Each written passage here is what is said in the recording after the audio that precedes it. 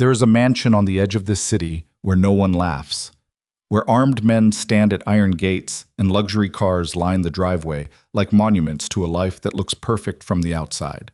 Inside those walls lives a little boy who has everything money can buy, and one thing money cannot give him: his father.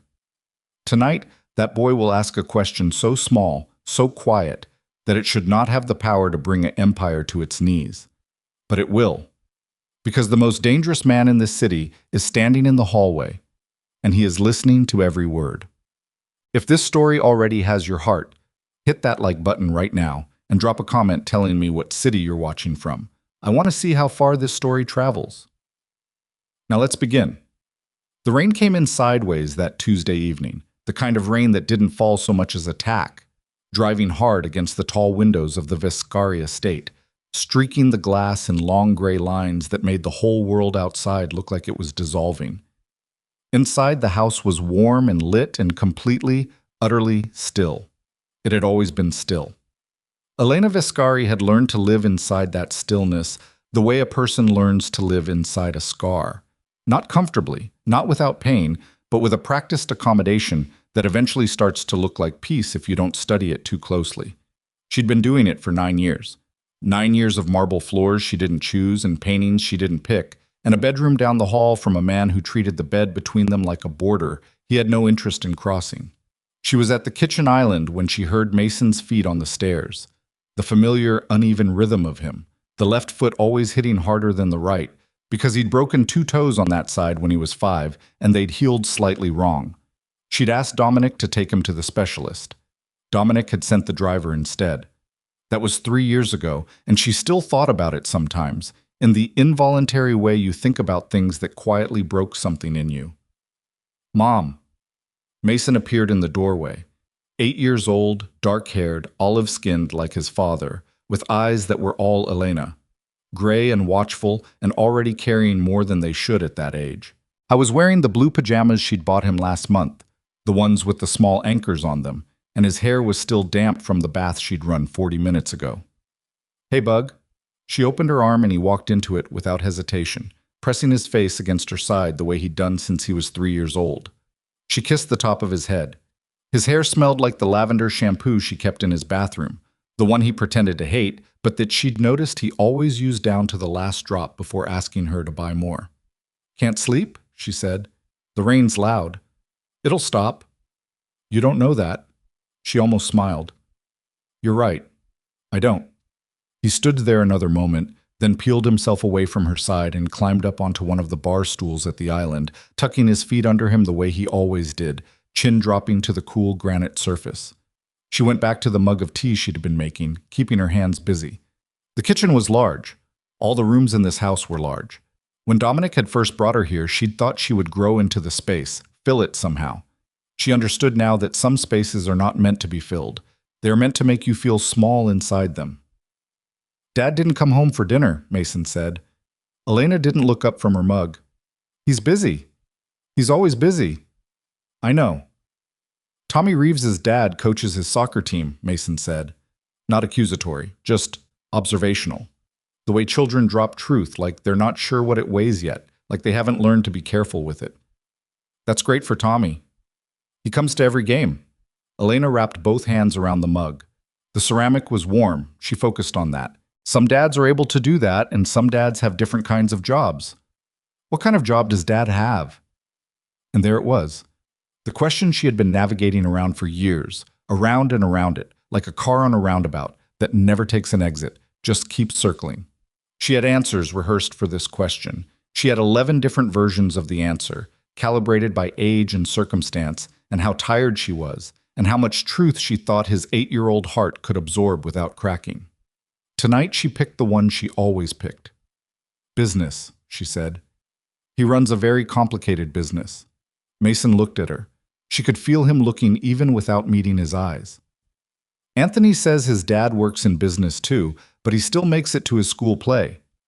Different kinds of business, Bug. Right. Mason went quiet again. The rain hammered the windows. Somewhere deep in the house, one of the security staff made a round. The soft thud of footsteps moving from the west corridor toward the rear entrance, then fading. Elena had learned to track those sounds automatically. It was one of the 100 small habits this life had built into her without her permission. "Mom," Mason said. "Mm." His voice dropped. Not because he was afraid of being heard. She could tell that from his body language, the way he wasn't checking doors or lowering himself in any strategic way. He dropped his voice because what he was about to say felt tender to him. Private, like something he'd been holding in his chest for a while and had only just decided to let out. "Why doesn't Dad love us?" The question hit her in the throat, not in the stomach the way questions sometimes do when they surprise you.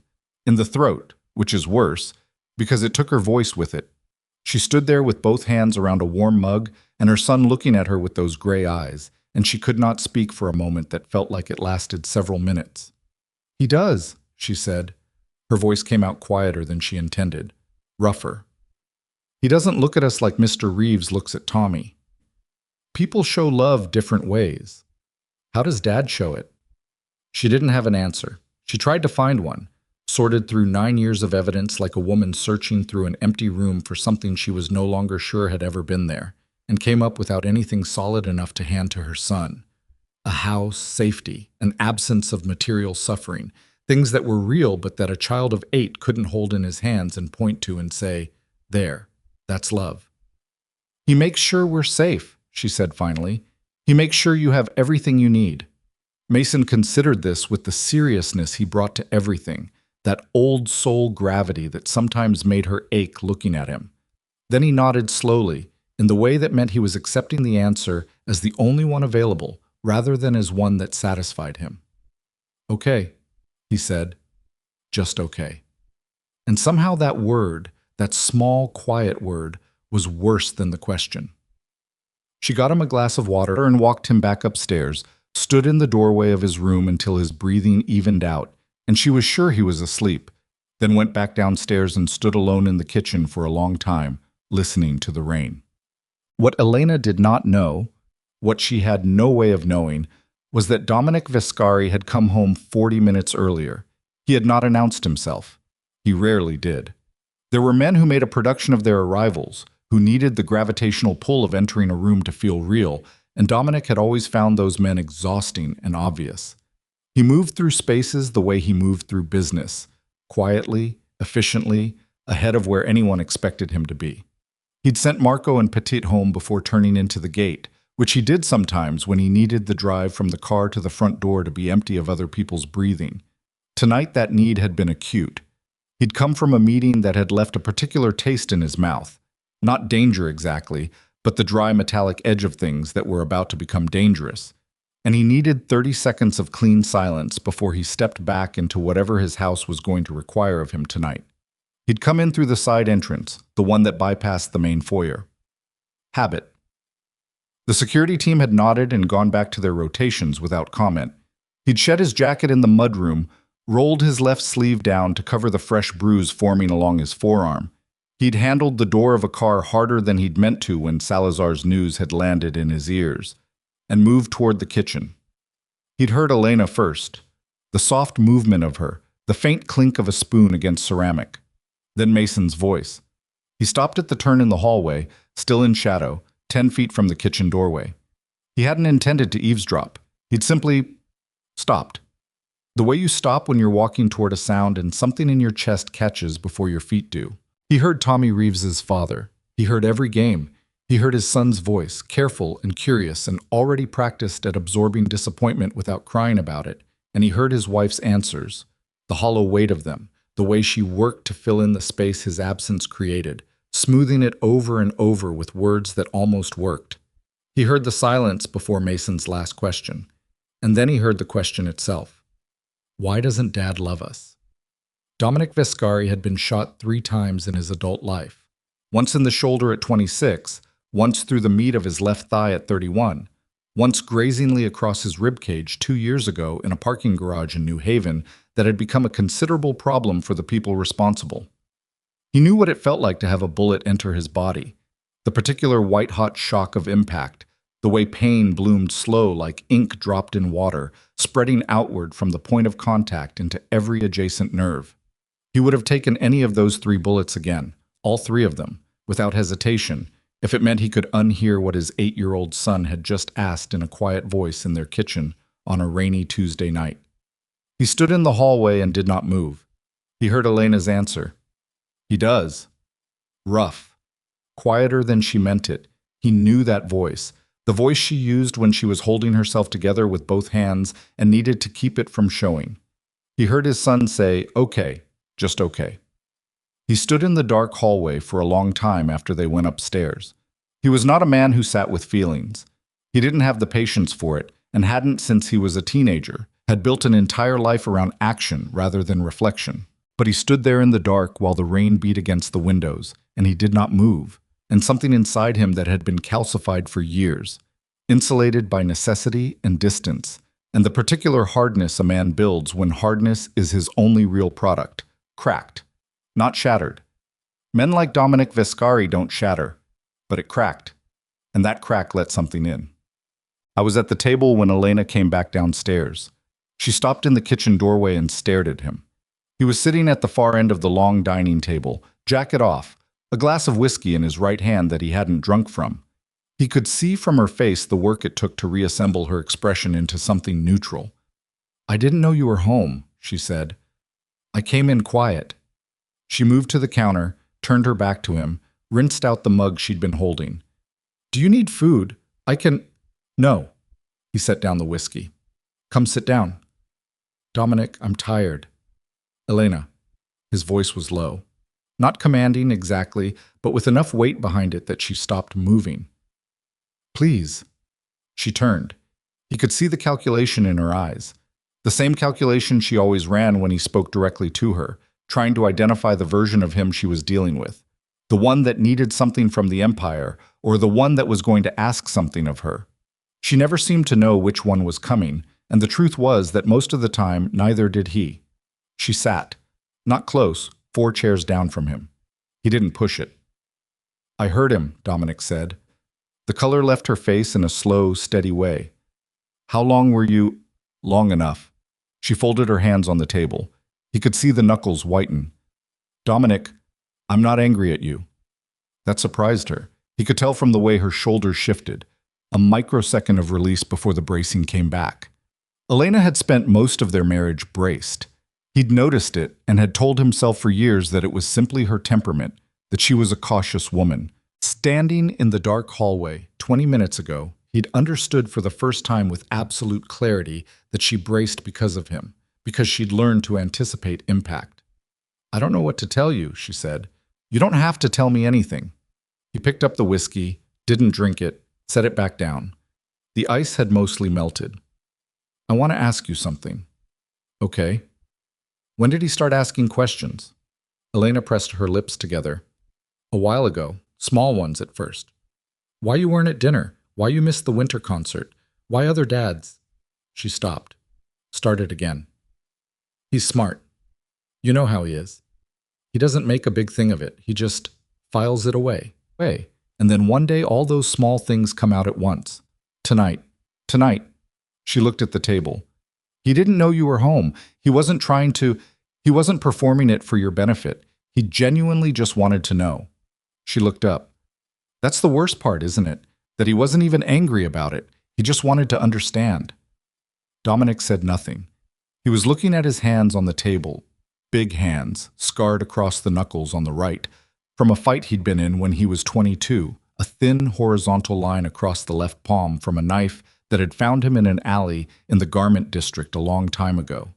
Hands that had built something enormous and ugly, and that his son had never touched, except at formal dinners, when Dominic would briefly grip Mason's shoulder in a gesture that was supposed to convey affection, and probably conveyed something else entirely.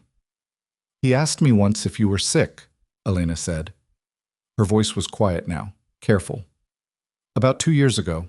He said some kids' dads didn't live at home because they were sick and couldn't be around a lot. I told him you weren't sick." "What did he say?" "He said, 'Then why?'" Dominic exhaled. It came out rough. "I didn't have an answer," Elena said. "I gave him something. I always give him something. But I don't have the real answer, Dominic. I've never had it." She met his eyes. "Why don't you come home?" "I'm here." "You know what I mean." He did. He did know. He'd known for years and had been extraordinarily skilled at knowing it from a great distance, at a remove sufficient to not require any action on his part. He ran 23 people in 3 states. He had problems that needed his presence constantly, problems that would escalate without him, problems that used up every available hour of his attention and then asked for more. He had told himself that this was what the house was for, that maintaining this house, funding this life, keeping the walls up around his family, was itself a form of presence, that the security team at the gate was him, that the driver taking Mason to school was him, that the accounts that kept Elena from ever having to worry about a single material need were him, dispersed and protective, a version of himself that required nothing in return.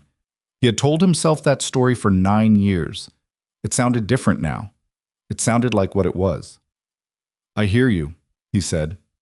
Elena looked at him with an expression he couldn't entirely decode, some mixture of exhaustion and something older, some remnant of the woman she'd been before all this, before she'd learned to flatten herself into whatever shape this life required. "Do you?" she said. Not accusatory, just tired. "I don't know how to—" He stopped. I was not a man who left sentences unfinished.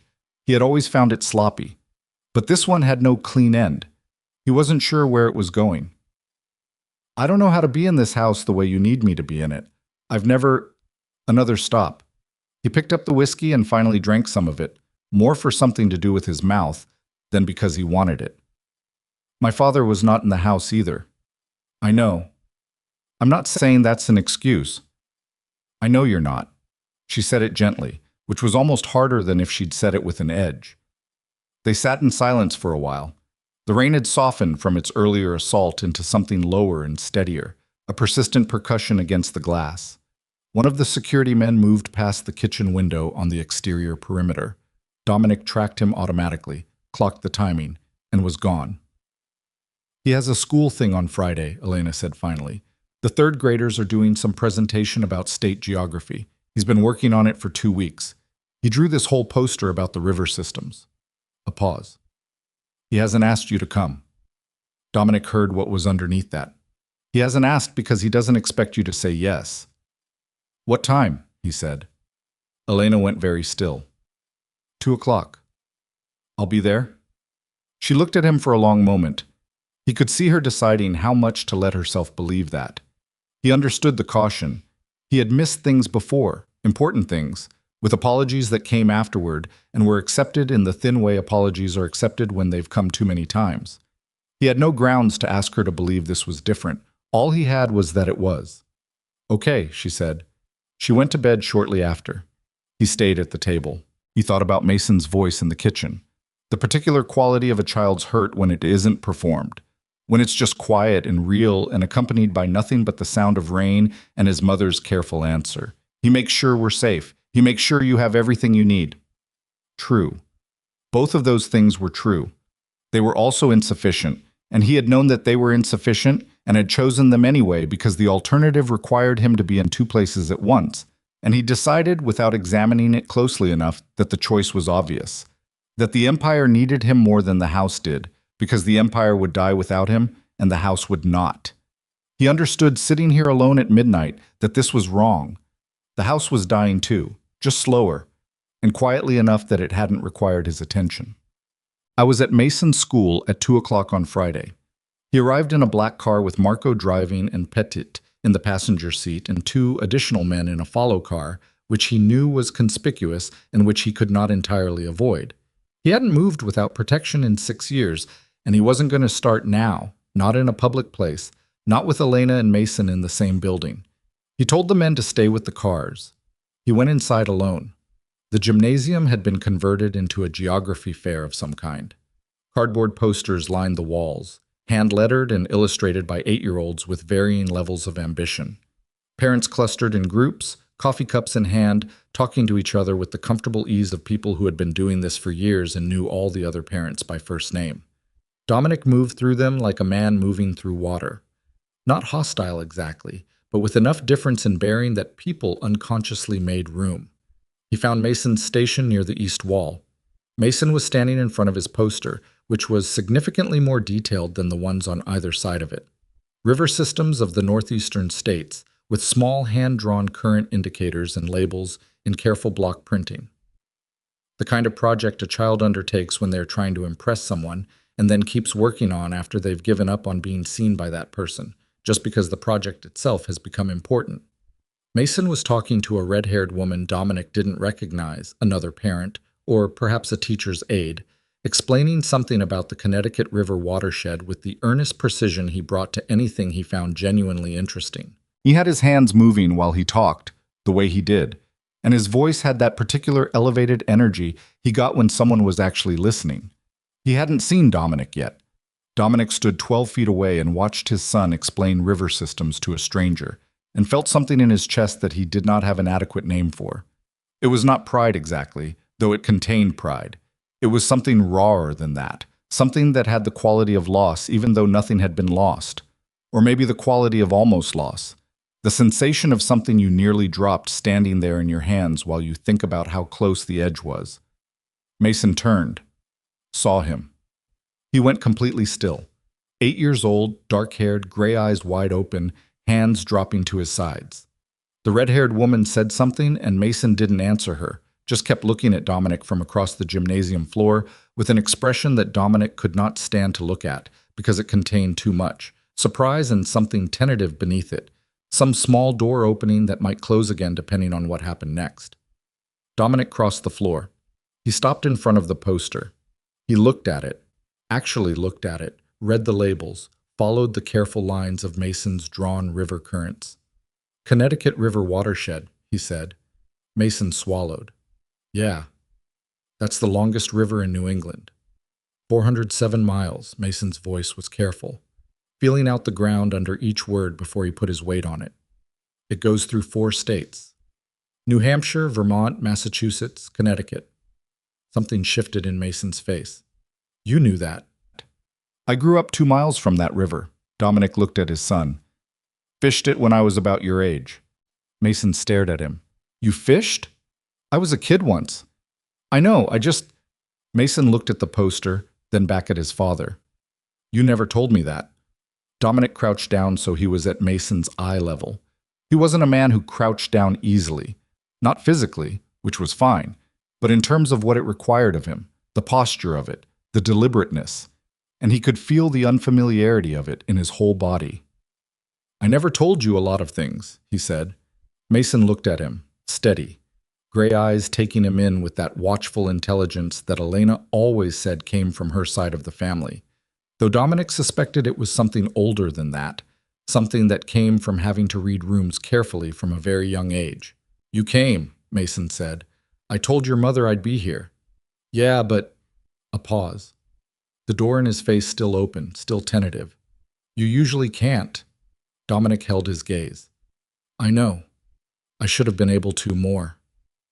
Mason didn't say anything. He turned back to his poster and began explaining the watershed again, but this time to Dominic, pointing out the tributaries he'd researched, the elevation changes, the reason the river's flow slowed in certain places.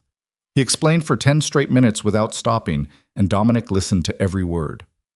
In the follow car, Pettit watched the GPS tracker on his phone and thought about what Rico Salazar had said to him the week before. The boss is getting soft. You want to be there when it happens, or you want to be somewhere useful. Petit stared at the school entrance and said nothing. He had been with Dominic for 11 years. He knew things about the Vescari organization that no one outside it knew, had witnessed things he kept packed away in the back of his mind, in compartments he kept locked. He was loyal, had always been loyal, but loyalty in the organization Dominic ran was not a simple thing. It was a thing with weight and edge, a thing that could cut in any direction depending on how you held it. He put the phone in his jacket pocket. Through the school's glass front doors, he could see Dominic standing in front of a child's poster about rivers, listening. Pettit had worked for Dominic Vescari for 11 years, and he had never seen that particular posture on the man before. Open, still, completely without the defensive architecture the boss usually wore in any public space. He pulled out his phone again and looked at it. Thought about Salazar. Thought about what soft meant in a world where the wrong kind of weakness at the wrong moment got people killed. He put the phone away again and said nothing, but he kept thinking. That night, Dominic came home at 6. Elena was in the kitchen again. Mason was at the table, the river poster rolled up carefully beside him, working on what looked like homework. He looked up when Dominic walked in and did the same still moment he'd done at school, recalibrating, trying to read the situation, deciding whether to protect himself. Dominic went to the refrigerator. "What are you working on?" "Math."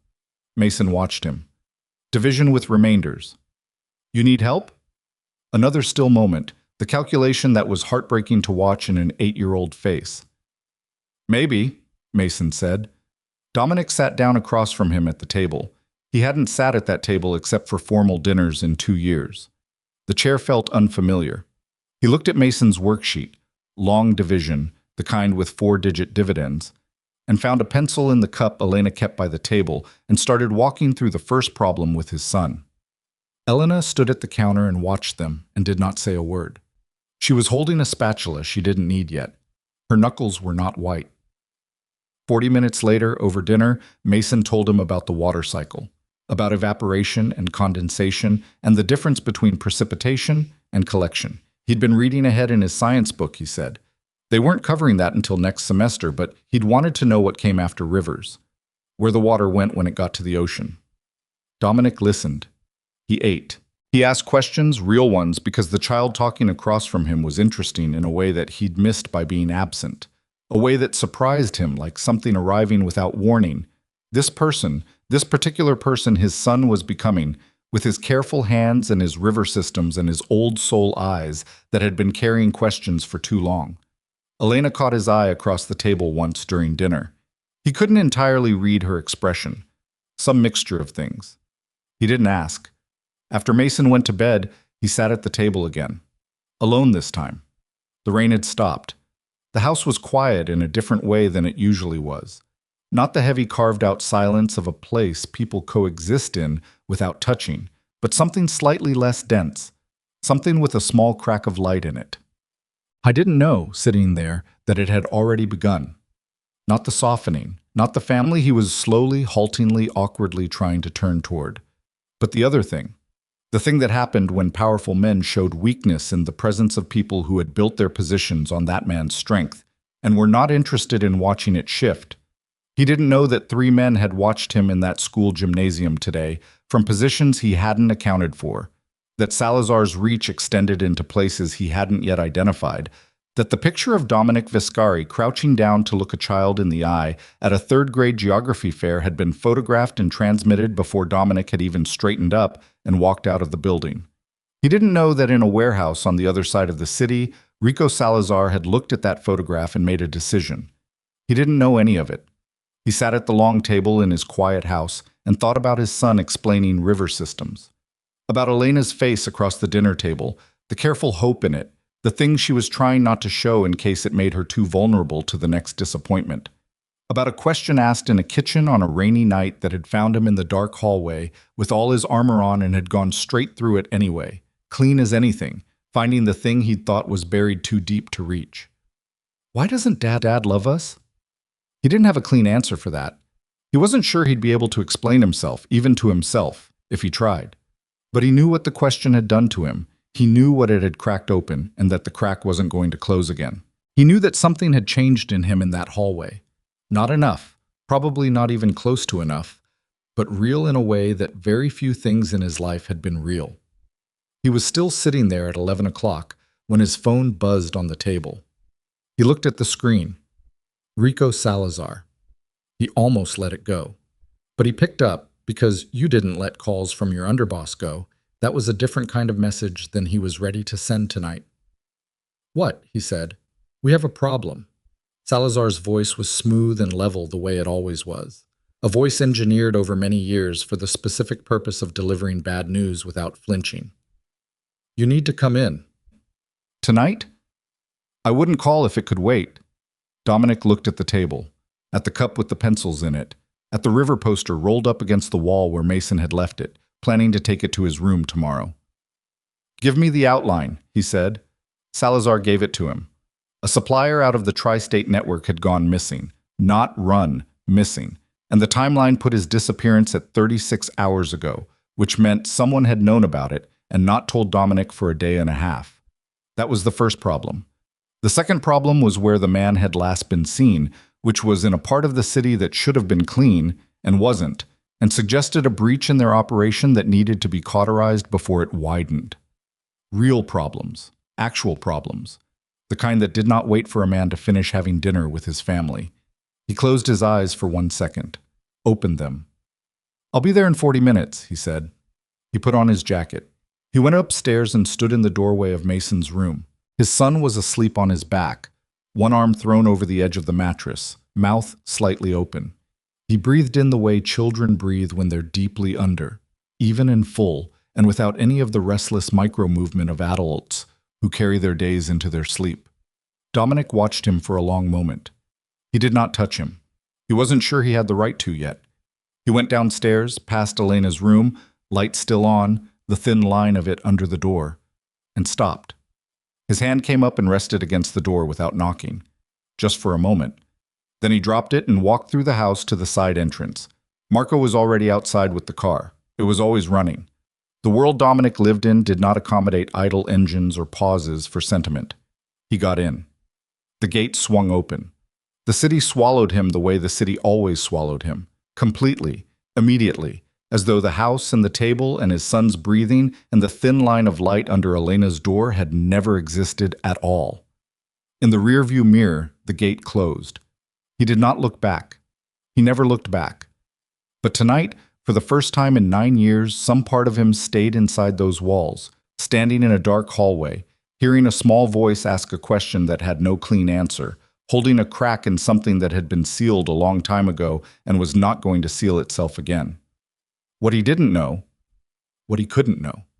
Driving through the city toward a meeting that felt routine, felt manageable, felt like every other problem he had ever solved, was that the man waiting for him in that warehouse had already made his calculations, had already decided what Dominic's softness was worth, had already set the pieces in motion, and that by the time Dominic understood what was actually happening, the thing he was only just beginning to turn toward would be the very thing used against him. The car moved through the wet streets. The city lights ran in orange lines across the window glass. And somewhere in a warehouse on the other side of those lights, Rico Salazar sat down across from 3 men who were not employees of the Viscari organization and laid a photograph on the table between them. A man in a dark suit crouching down to eye level with a dark-haired child in a gymnasium, and said, quietly and without ceremony, "Now you understand what I mean." The warehouse smelled like motor oil and standing water and something underneath both of those things that Dominic had learned to identify years ago. The particular odor of a space where men came to have conversations that couldn't happen anywhere else. Concrete floors. High ceilings with lights that hung on long chains and swayed slightly in the draft from the loading bay doors. 3 folding tables pushed together in the center of the space with laptops and paper maps, and 2 phones lying face up. And Rico Salazar standing at the far end with his jacket off and his sleeves rolled to the elbow, which was how Salazar always dressed when he wanted to look like a man who'd been working. Dominic had known Rico Salazar for 14 years. He knew his postures the way you know the tells of anyone you've spent that much time watching under pressure. The sleeves rolled up meant Salazar wanted to look busy. The jacket off meant he wanted to look approachable. Together, in this room, at this hour, they meant something Dominic filed away in the back of his mind without yet putting a name to it. "Tell me about Reyes," Dominic said. He didn't sit. He stood at the near end of the table with his hands in his jacket pockets and looked at the maps. Salazar came around the table. He moved with the particular economic grace of a man who'd grown up fighting in small spaces, compact, deliberate, nothing wasted. He was 41, sharp-faced, with close-cropped dark hair going silver at the temples, and eyes that had always reminded Dominic of the surface of still water, reflective, giving nothing away about the depth underneath. "Reyes was in contact with someone in the Hartfield operation 2 weeks ago," Salazar said. He put his finger on the map. "Here, this block. He used a clean phone we didn't know he had." "How do we know he used a clean phone if we didn't know he had it?" A short pause. "Because the Hartfield people got careless on their end. They used a number we'd flagged last year. So we have the Hartfield end of the conversation. Parts of it." "What parts?" Salazar turned and picked up one of the laptops, turned it toward Dominic. A transcription. Partial. long stretches of redacted black bars with fragments of dialogue on either side. Dominic read it twice. The fragments that weren't redacted were operational in nature, timing, location references, abbreviated shorthand that could mean a dozen different things without the surrounding context. Nothing specific enough to draw a straight line anywhere. This could be anything, Dominic said. It could be. But Reyes is gone. Men go missing. Not Reyes, not without telling someone. He was not that kind of man. Salazar took the laptop back. He had a meeting scheduled with Pinto yesterday morning. He didn't show. His apartment is clean. Not cleaned out clean, just clean, nothing disturbed, phone on the counter, food in the refrigerator. He walked out and did not come back. Dominic looked at the map. The block Salazar had pointed to was 3 miles from the Vescari distribution center on the east side, which was either coincidental or it wasn't. He traced the geography with his eyes without touching the paper. He'd learned not to touch things in rooms like this, not to leave the impression of his hands on anything he hadn't personally brought into the space. Who else knew Reyes had that meeting with Pinto? 4 people. Me, Pinto, Garza, and whoever Reyes told himself. Salazar paused. I haven't asked Garza yet. I wanted you here first. Why? Another pause, fractionally longer. Because if there's a breach, I want to know the shape of it before I start pulling on threads. Pulling the wrong thread in the wrong direction makes things worse. That was reasonable. That was also, Dominic noted, the kind of answer that sounds like caution and could equally be stalling. He filed that too. Get Garza in here, he said. Salazar made a call. 12 minutes later, a heavy-set man in a gray tracksuit came through the loading bay door looking like someone who'd been pulled out of sleep, which, if the call had just gone out, he had been. Garza was 47, ran the distribution logistics for the Eastern Network, and had been with the organization since before Dominic had taken over from his father. He was not a sophisticated man, but he was a consistent one, and consistency in this business was worth more than sophistication on most days. Boss, Garza nodded at Dominic, then at Salazar, a different nod for each. What happened? We're figuring that out, Dominic said. What did Reyes say to you last time you talked? Garza scratched the back of his neck. He'd been sleeping on it wrong, and there was a red crease there. 3 days ago, maybe 4. He called about the Bridgeport schedule, wanted to push the Tuesday window back an hour because of a thing with the dock workers. I said fine, that was it. Did he mention anyone he'd been talking to outside the usual contacts? No. Did he seem off to you? Garza thought about this with the genuine deliberateness of a man who doesn't perform thinking. Not off exactly. He was tighter than usual, like he had something on his mind. But Reyes always had something on his mind. You know how he was. Ran everything twice through his head before he said it. Tighter how? Just watching, more than usual. He kept the calls short, which wasn't like him. He liked to talk through things. Garza shrugged one shoulder. I figured he was just busy. Okay. Dominic looked at Salazar. Get him out. Garza left. The loading bay door thudded shut behind him, and the draft it created made the overhead lights sway again, sending shadows rolling across the concrete floor. Salazar leaned against the table. You believe him? I don't know yet. Do you? I think Garza is too simple to run a double game. Salazar said it without condescension, just factual. He doesn't have the patience for it. That's what makes him useful, and it's also what makes him easy to use without knowing it. Dominic pulled out a chair and sat down, which was a departure from his usual operating mode in these rooms, and he knew Salazar noticed it. He was tired, not physically. Physically, he could run on 4 hours for a week if he needed to, but in some other register that had started announcing itself tonight with an insistence he couldn't route around. Go back to the Hartfield contact. How long have they been operating in that block? 8 months, give or take. And we've known about them for? 6 months. Dominic looked at him. We've known about a Hartfield presence 2 miles from our East Distribution Center for 6 months, and I'm hearing about it now. Salazar met his eyes without flinching. You were aware of the Hartfield situation. I briefed you in March. You mentioned Hartfield was moving into the lower corridor. You didn't tell me they were within operational radius of our eastern hub. The threat assessment at the time, I'm not asking about the threat assessment in March. I'm asking why the update didn't come to me when it changed. Dominic kept his voice level. He had long since stopped needing volume to make a point. Because the threat assessment clearly changed, Rico. A man who works for me is missing, and the last number he called traces back to people who are positioned 2 miles from one of our most critical operations. That's not the same situation as March.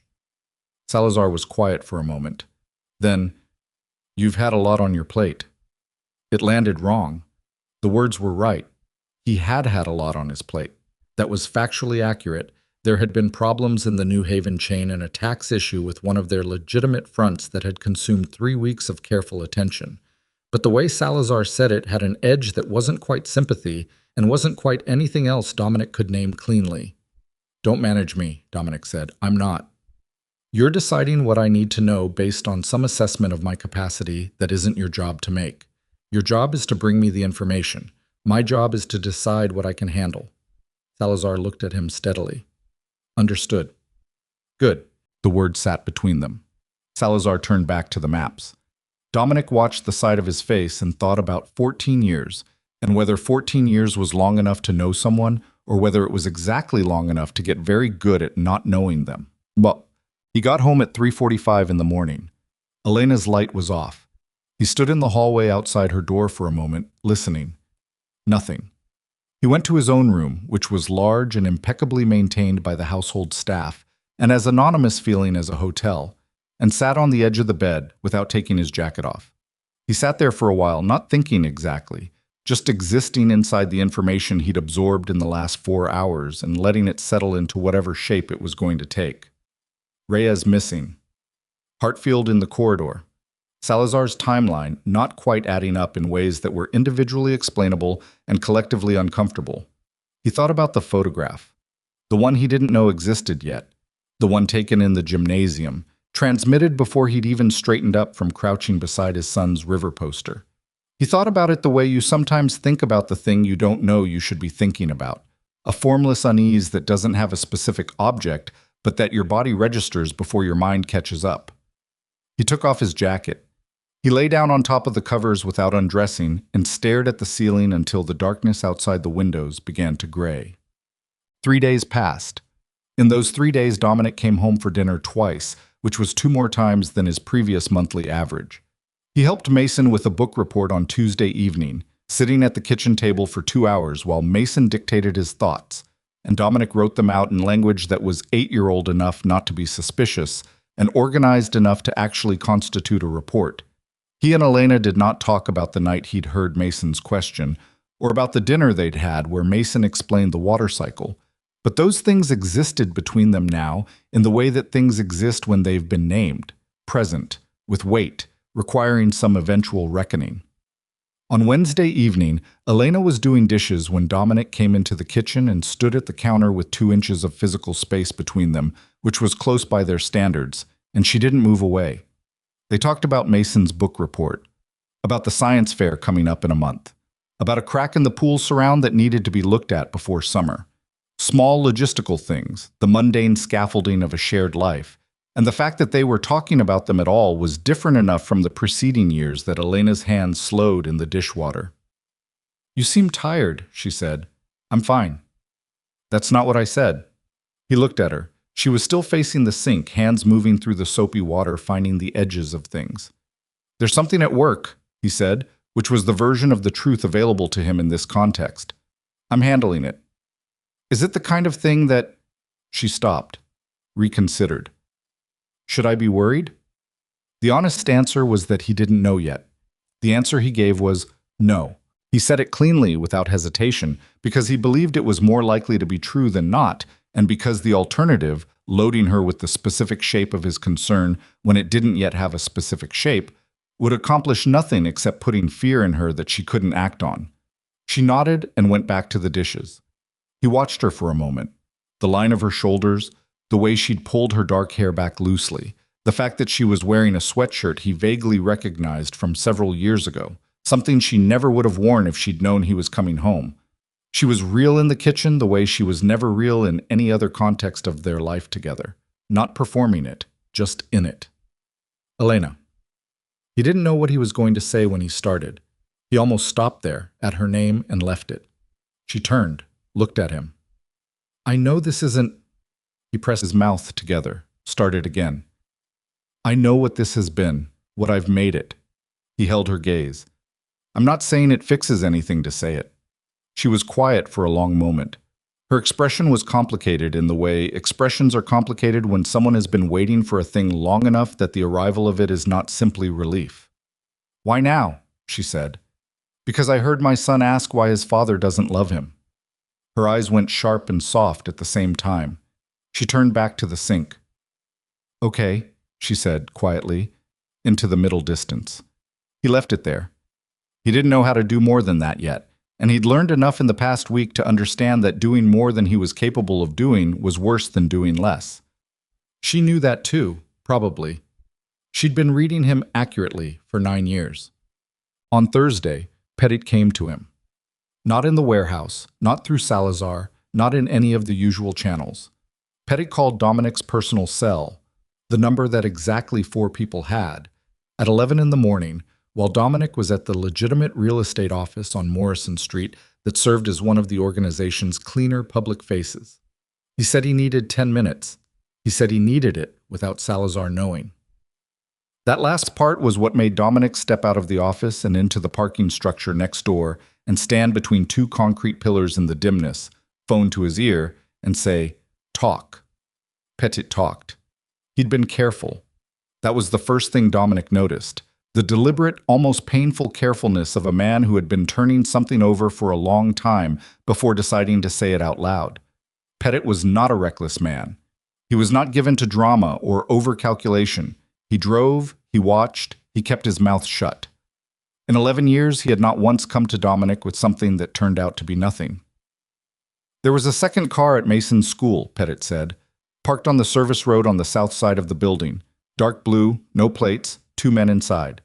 I made them when we pulled in, but I didn't say anything because they stayed put, and I wasn't sure. Dominic's hand tightened on the phone.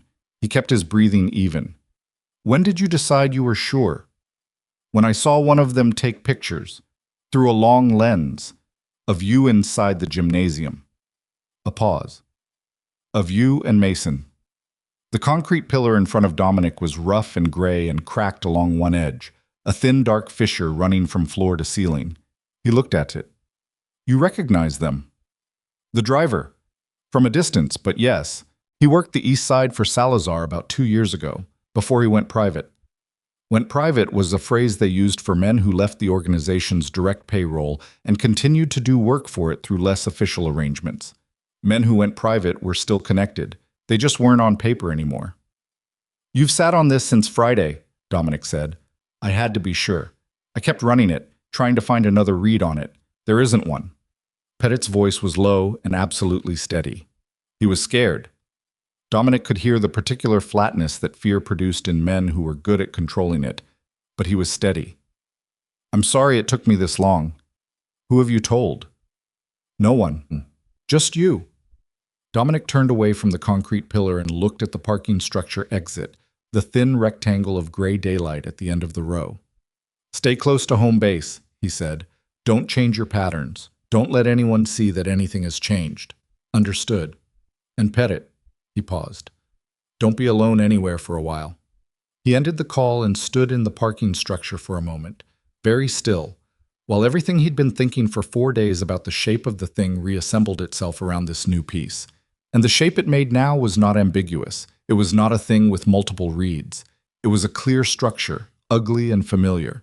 He'd seen versions of it before, had been on the other side of it in his younger years, had helped design operations that had the same basic architecture. Identify the target's vulnerability, surveil the vulnerability, wait for the right moment to use it. The target was him. The vulnerability was in a school gymnasium explaining river systems with his father for the first time. Rico Salazar had been planning this for longer than Dominic had been paying attention. He drove to the warehouse on the east side without calling ahead. That alone was enough to put tension in the room when he walked in. Salazar was at the table with 2 men Dominic recognized from the distribution network, laptops open, what looked like a supply chain conversation that stopped mid-sentence when Dominic came through the door. The 2 men read the air and found reasons to be somewhere else within 30 seconds. Salazar stayed. You should have called, Salazar said. Not aggressive. Measured. I know. Dominic pulled out a chair and sat down across from him.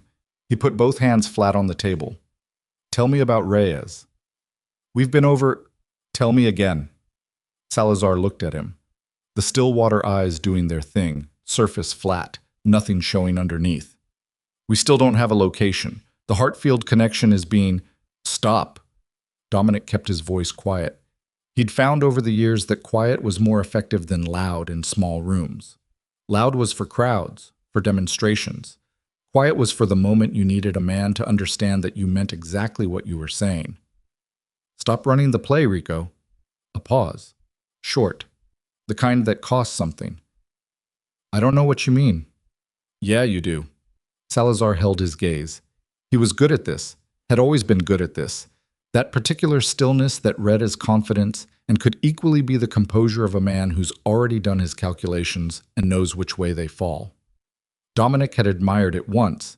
He'd called it coolness.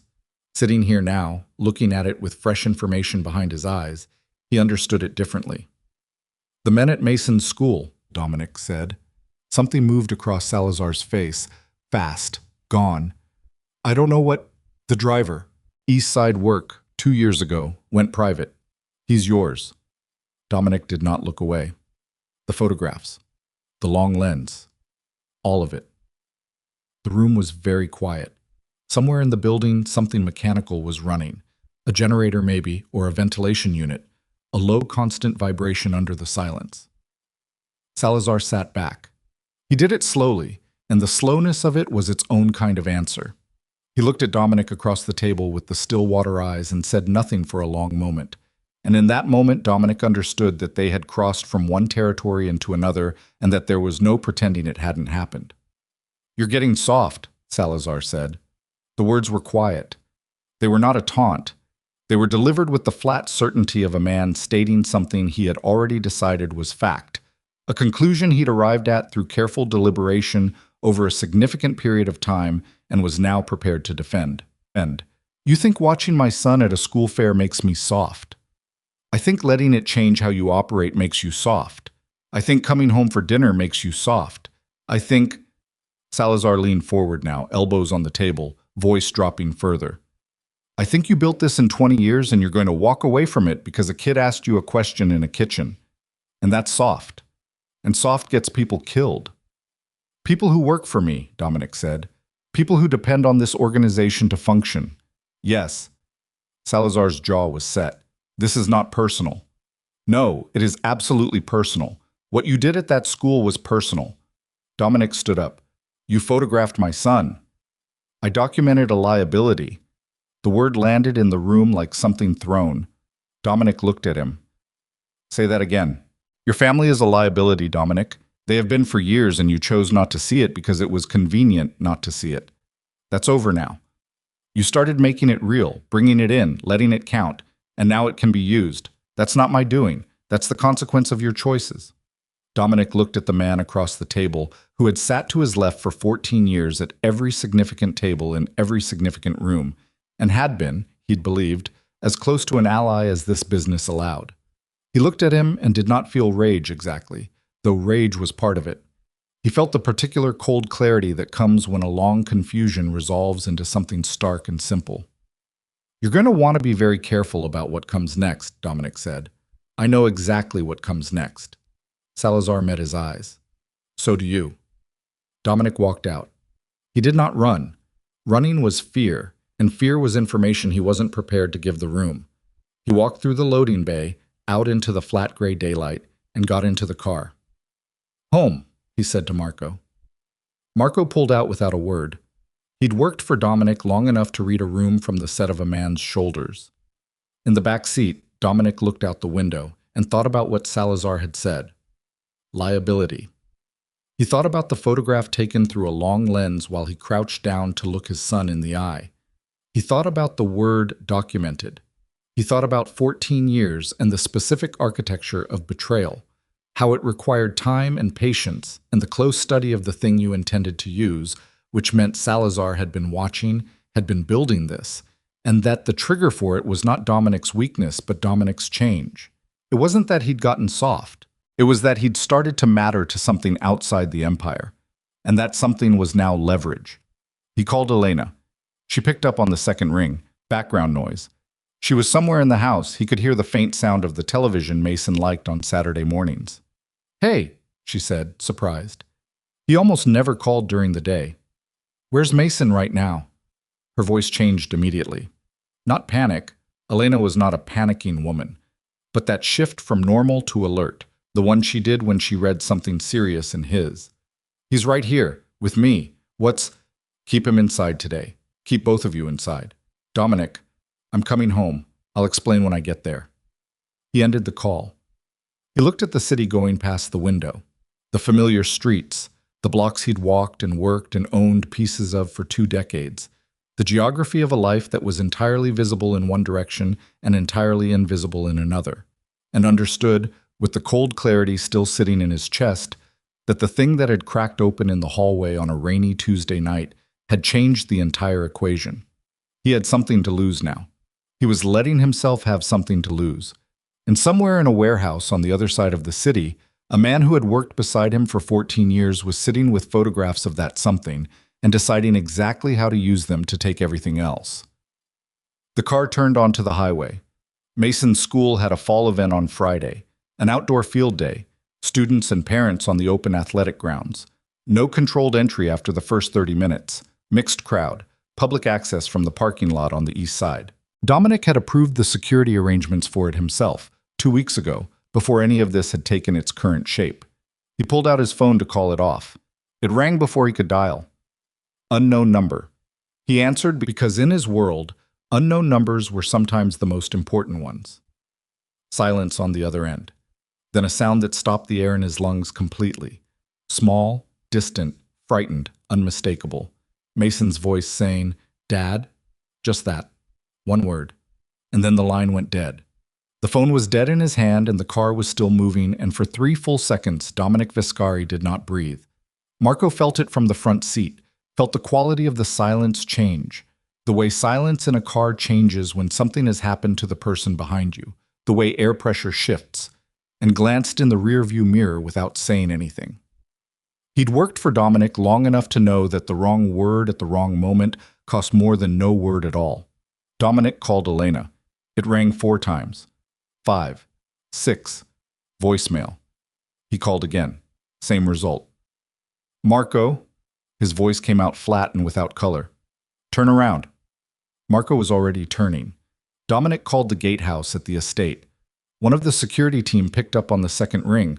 Voss, the afternoon shift lead, a former military man who ran his rotation with the kind of procedural discipline that Dominic paid for specifically.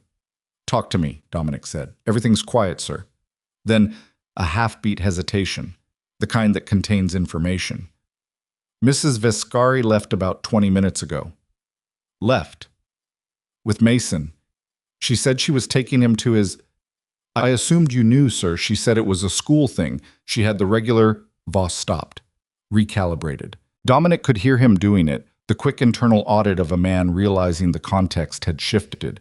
She had the regular car. Harmon was driving. Harmon. Not Marco. Not Petit.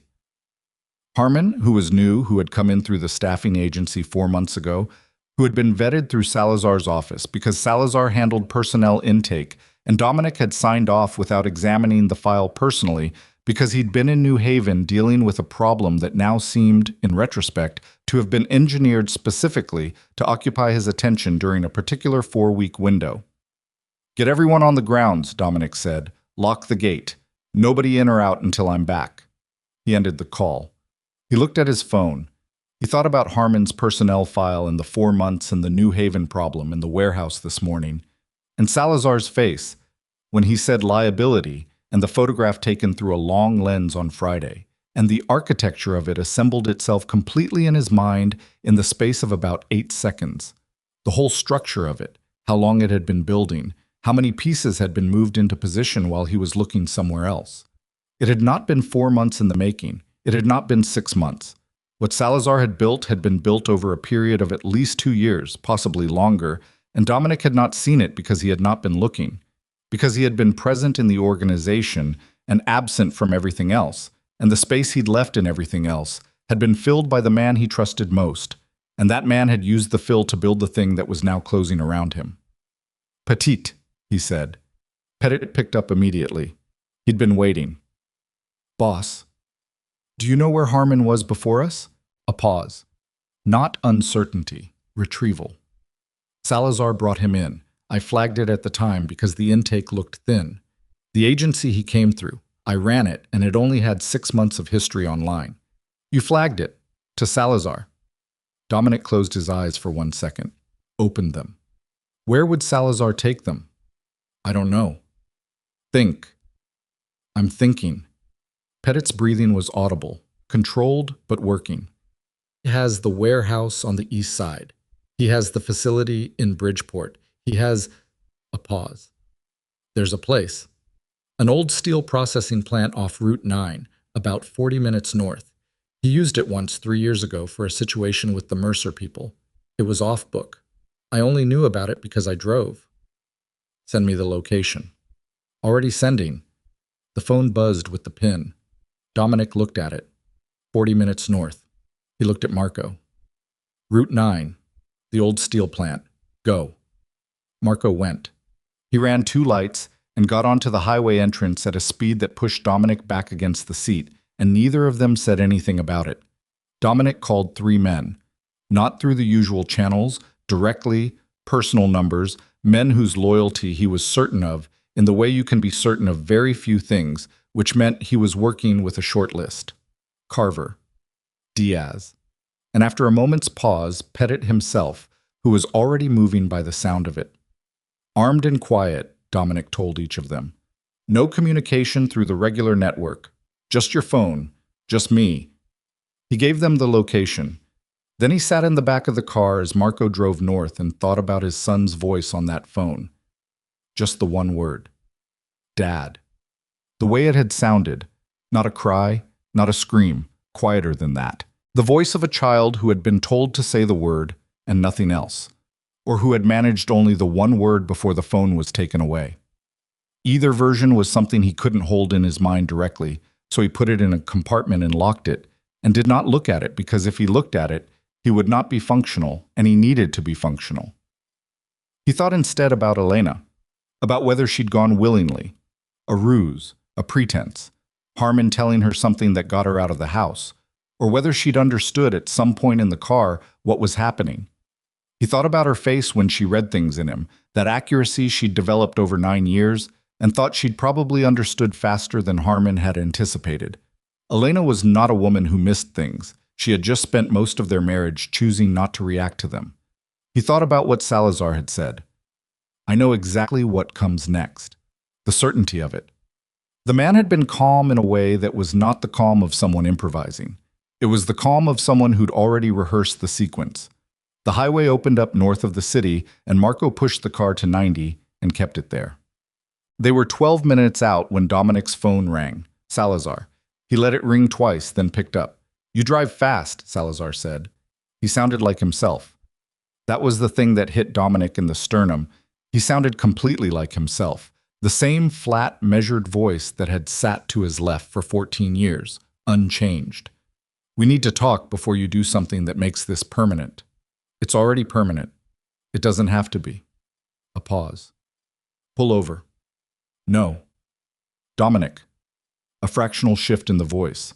Not softer, more deliberate. You have about 30 men who are loyal to you and 60 who are loyal to whoever is running the organization competently. That's not personal. That's math. If you come in here with 3 or 4 guys and a lot of anger, you're going to get people killed, including people you don't want to get killed. If my son has a mark on him, the boy is fine, the woman is fine. Still calm. Still that surface of still water calm. They'll stay fine if you listen to what I'm saying. Dominic's jaw was tight enough that he could feel it in his back teeth. He made himself breathe. He made himself think, because thinking was the only asset he had that Salazar hadn't yet found a way to compromise. What are you saying? I'm saying this organization cannot survive you going domestic. I'm saying you've been building something for 20 years, and it requires full attention and full commitment, and you've already demonstrated in the last 2 weeks that you're not going to give that, which means someone else needs to. A pause. I'm not your enemy. I am managing a transition that you made necessary. You took my son. I removed the thing that was going to get you killed. Your son, walking around in public with inadequate protection because you wanted to feel normal, is a vulnerability that every organization competing with ours has now identified. I moved him to a controlled location. That's not a kidnapping. That's a security operation. The language was extraordinary. The smoothness of it. The way he turned each fact until it faced in the direction he needed it to face. Dominic had watched Salazar do this to other people for years. From the outside, it was almost beautiful. The precision of it, the economy. From the inside, it felt like standing in a room that was slowly being repainted around you while someone told you the color had always been this way. What do you want? Dominic said. Step back.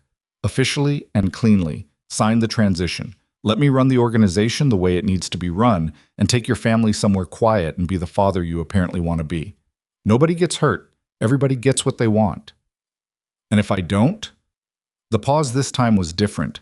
Not deliberate. Genuine. And that genuine pause told Dominic more than anything Salazar had said in the last 3 minutes. Then this gets complicated.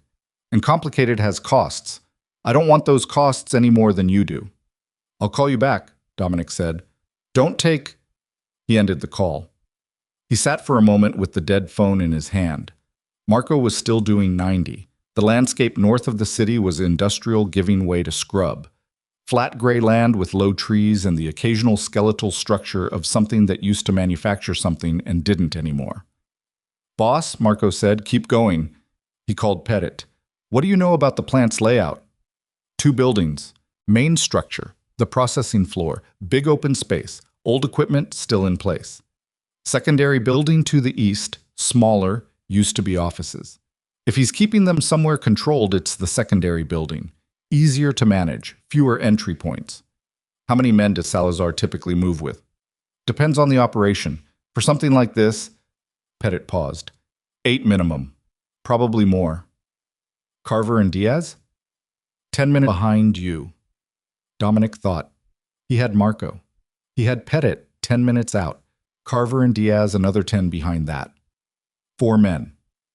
Against 8 minimum, in a location Salazar had chosen, in a building Salazar knew, and he didn't. He knew those odds were bad. He also knew that Salazar had told him about the call, had called him directly, which meant Salazar didn't want to fight. He wanted the signature, the clean transition, the abdication on paper that would give him legal standing inside the organization's internal structure, which was, when you stripped everything else away, the actual thing this was about. Not eliminating Dominic, owning what Dominic had built, which meant Dominic's family was leverage, not targets, which meant they were safe as long as he hadn't yet refused. He hadn't refused. He'd said he'd call back. That was a window. Small. He needed to use it correctly.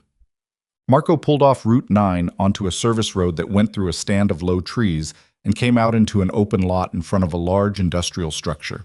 Rust and broken concrete and tall weeds coming up through the asphalt. The steel plant. The main building was a long, low structure with a sawtooth roof, half the panels missing, open to the sky in sections. The secondary building, smaller, brick, windows mostly intact, sat to the east connected by a covered walkway. 3 vehicles in the lot, 2 black SUVs and a panel van. Dominic counted heads and locations from the car before Marco stopped rolling. 4 visible men at the main entrance to the secondary building, at the corner of the main structure, and 2 near the vehicles. Positions that covered the obvious approach vectors. Positions set by someone who knew what they were doing. Stop here, Dominic said. Don't get out. He got out. He left his jacket in the car. He walked across the lot with his hands visible and his pace measured, and he watched the men at the secondary building entrance track him without moving. When he was 20 feet out, one of them raised a hand. That's close enough. I need to see them, Dominic said. You need to call Mr. Salazar. I'm not calling Salazar. I need to see that my family is unharmed, and then I'll talk to whoever I need to talk to. That's the only conversation I'm having. He held the man's gaze. You know who I am. The man, young, ex-military by his posture, someone Dominic didn't recognize from his own payroll, held for a moment, then spoke quietly into a radio. There was a wait. Then the building door opened and Salazar came out. He looked the same as he had in the warehouse 3 hours ago, jacket still off, sleeves still rolled. He stood in the doorway and looked at Dominic across the 20 feet of cracked asphalt. "You came alone," Salazar said. "I came to see my family." "And then?" "And then we talk." Dominic kept his voice level. "Let me see them." Salazar considered this for a moment, or appeared to consider it, though Dominic suspected the consideration was performative, that the decision had already been made, that this was theater with a predetermined script. Then he stepped aside and said something to someone inside the building, and Elena came through the door. She was walking under her own power, no visible injuries. She looked at Dominic with the expression of a woman who had, in the last 2 hours, processed a significant amount of information about her life and arrived somewhere past the shock of it into something cooler and harder on the other side. Her jaw was set. Her eyes were doing the thing they did when she was frightened and refusing to show it. "Mason," Dominic said. "He's inside," Elena said. "He's okay. He's scared." "Did they hurt him?" "No." Her voice was tight. "Harmon told him it was a surprise for me. He didn't understand until—" She stopped. Her throat moved. "He's asking for you." Dominic looked at Salazar. "Bring him out." "That's not how this works," Salazar said. "Bring him out or this conversation ends." "The conversation ending has consequences, you—" "Rico." Dominic said his name quietly, just the name. The way you say someone's name when you want them to understand that the performance is over and you're talking directly now. "Bring my son out." Something moved in Salazar's face. A small recalibration. The recognition that the man in front of him was not operating from fear, or at least not from fear alone, and that the playbook he'd written assumed a Dominic who would be disoriented, reactive, scrambling. The Dominic standing 20 feet away in a cracked asphalt lot was none of those things. He was cold and present and had done his thinking in the car on the way here. Salazar spoke into the radio again. Mason came out 30 seconds later, walked out by a man Dominic didn't recognize, and when the boy saw his father, he crossed the 20 feet between them at a run, and Dominic went down to one knee on the broken asphalt and caught him. Mason was shaking, not crying. The tears had probably already happened inside in whatever room they'd been kept in, but shaking with the fine, constant tremor of a child whose body had been running on adrenaline for 2 hours and was only now allowing itself to register that something safe was nearby. He pressed his face against Dominic's shoulder, and Dominic held him with both arms and felt the shaking and said nothing because there was nothing to say that would be adequate, and he knew it. He held his son for a moment. One moment, complete and unambiguous, in the middle of a situation that was going to require him to be something other than a father in approximately 60 seconds. Then he straightened up and kept one hand on Mason's shoulder and looked at Salazar. "Inside," Salazar said. He tilted his head toward the secondary building. "We finished this." Dominic walked Mason back to Elena. He looked at her, directly, fully, the kind of look they hadn't exchanged in years, something without performance or management in it. "Stay right here," he said, "both of you." Elena looked at him with those complicated eyes. She read him the way she always read him. "Dominic, I'll be 5 minutes." He held her gaze for one more beat. "I'm going to fix this." He followed Salazar inside. The interior of the secondary building smelled like old paper and rust, and the particular closeness of a space that hadn't been properly ventilated in years. A hallway, doors on both sides, ceiling low enough that Dominic was aware of it. Salazar led him to the far end, into what had been a conference room, rectangular table, 4 chairs, one window painted over, a single work light someone had brought in and set up in the corner. 2 of Salazar's men came in behind Dominic. He tracked them by sound, left and right, staying near the door. He noted their positions and did not look at them. Salazar sat down across the table. He had a folder in front of him. He opened it. Inside, a document, several pages, the kind of formal internal agreement the organization used for transfers of authority. He slid it across the table. Dominic looked at it without touching it. He could see his name at the top and Salazar's name below, and the structure of the language. Voluntary cessation, acknowledgement of transition, transfer of all operational authority. The whole architecture of surrender on 4 pages. "Sign it," Salazar said. "You take your family out of here and you go wherever you want to go, and this is over." Dominic looked at the document. He thought about 20 years. He thought about his father and the thing he'd inherited and then expanded and what it had cost, in every currency available to cost things in time, presence, whatever he might have been without it, whatever Elena might have been, whatever Mason was going to be. He thought about the question in the kitchen on a rainy night. He thought about standing in the hallway and hearing it, how it had gone through all of it, like the question was a wire, and he was the thing it cut. He picked up the pen that Salazar had placed beside the document. He looked at Salazar across the table. "There's something I need to tell you first." Salazar waited. "Reyes isn't missing," Dominic said. A pause. "What?" "Reyes came to me 10 days ago, before you knew he was going to. He'd figured out the shape of what you were building. Not all of it, but enough. He brought me the Hartfield connection and the timeline and the personnel file on Harmon. I told him to disappear." Dominic set the pen down on the table. "He's not missing, Rico. He's somewhere safe, with documentation of everything you've built over the last 2 years. Every account, every contact, every arrangement you made without my knowledge. And if I don't make a call in the next—" He looked at his watch. 18 minutes. That documentation goes to 3 separate people who will know exactly what to do with it." The room was very still. Salazar's face had not changed. The surface of it had not changed. But something underneath had.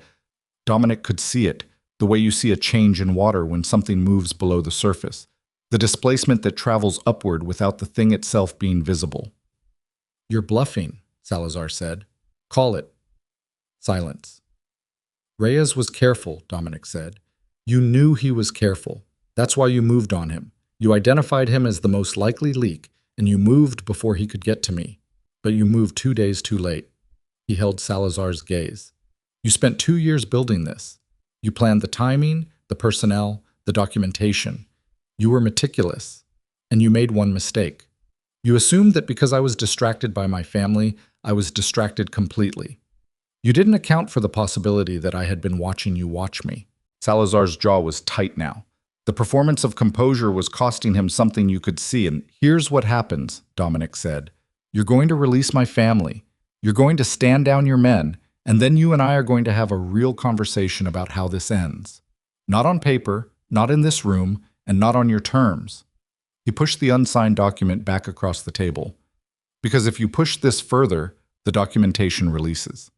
And what comes after that is not something either of us is going to enjoy." One of the men by the door shifted his weight. Dominic heard it. Salazar heard it too. He made a small gesture with his hand. "Stop," without breaking eye contact with Dominic. Then he sat back. He picked up the document. He looked at it for a moment in the way a man looks at a thing he spent a long time building and is calculating the cost of releasing. "You would burn it down," Salazar said.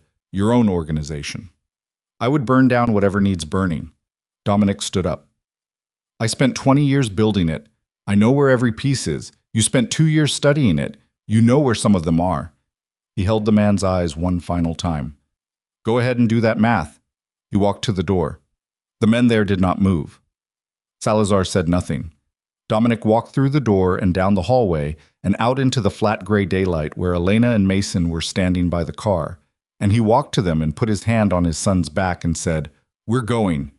He heard behind him the sound of Salazar's voice, low, controlled, speaking to someone, and then the sound of the men in the lot beginning to move. He tracked all of it. He walked Elena and Mason to the car and got them inside and got in after them, and Marco pulled out of the lot without being told to. On the service road through the trees, Elena turned to look at him. Mason was between them, pressed against Dominic's side, still trembling faintly, face turned into his father's shoulder. "Is it over?" Elena asked. Dominic looked through the rear window at the industrial structure diminishing through the trees. Salazar was standing in the lot. He could see him, small at this distance, still, watching the car go. "No," Dominic said. He turned back and looked at the road ahead and put his arm around his son. It was not over. He had bought hours, maybe a day. The bluff. And parts of it were bluff. Reyes was real, but the documentation was incomplete. The 18-minute window was constructed. The 3 people were a fiction he'd built in the car on the way here from the bones of a truth. Had bought him time and nothing else. Salazar would spend the next 12 hours running it down, finding the gaps, calculating what was real. When he found the gaps, He would move. Faster this time. With no more interest in a clean transition and no further use for leverage he couldn't safely hold. Which meant Dominic had until Salazar finished his calculation. He looked at his son's dark hair pressed against his shoulder. He looked at Elena's hands in her lap, the knuckles not white anymore, but her fingers tightly interlaced, holding on to each other because there was nothing else available to hold on to. He thought about a kitchen on a rainy night, and a question that had cracked something open, and about how the crack had let things in, and how those things had changed him in ways that were now irreversible, that he could not unfeel or unsee or put back behind whatever wall he'd kept them behind for the first 8 years of his son's life. He thought about what came next and understood that what came next required a version of him that did not exist yet. Not the man who had built the empire. Not the man who had stood in the hallway and heard a question and been broken by it. Something between those two things, and harder than both of them.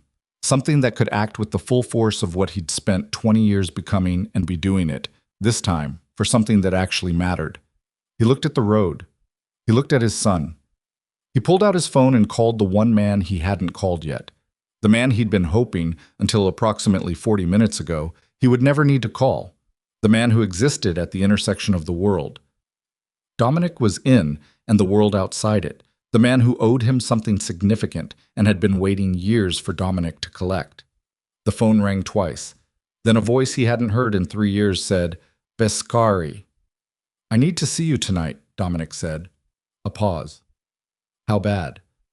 Dominic looked at his son. "Bad enough," he said.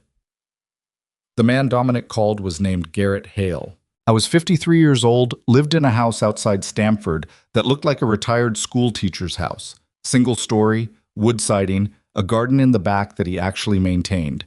And he had spent 22 years as a federal organized crime investigator before taking early retirement under circumstances that were officially described as health-related and were not.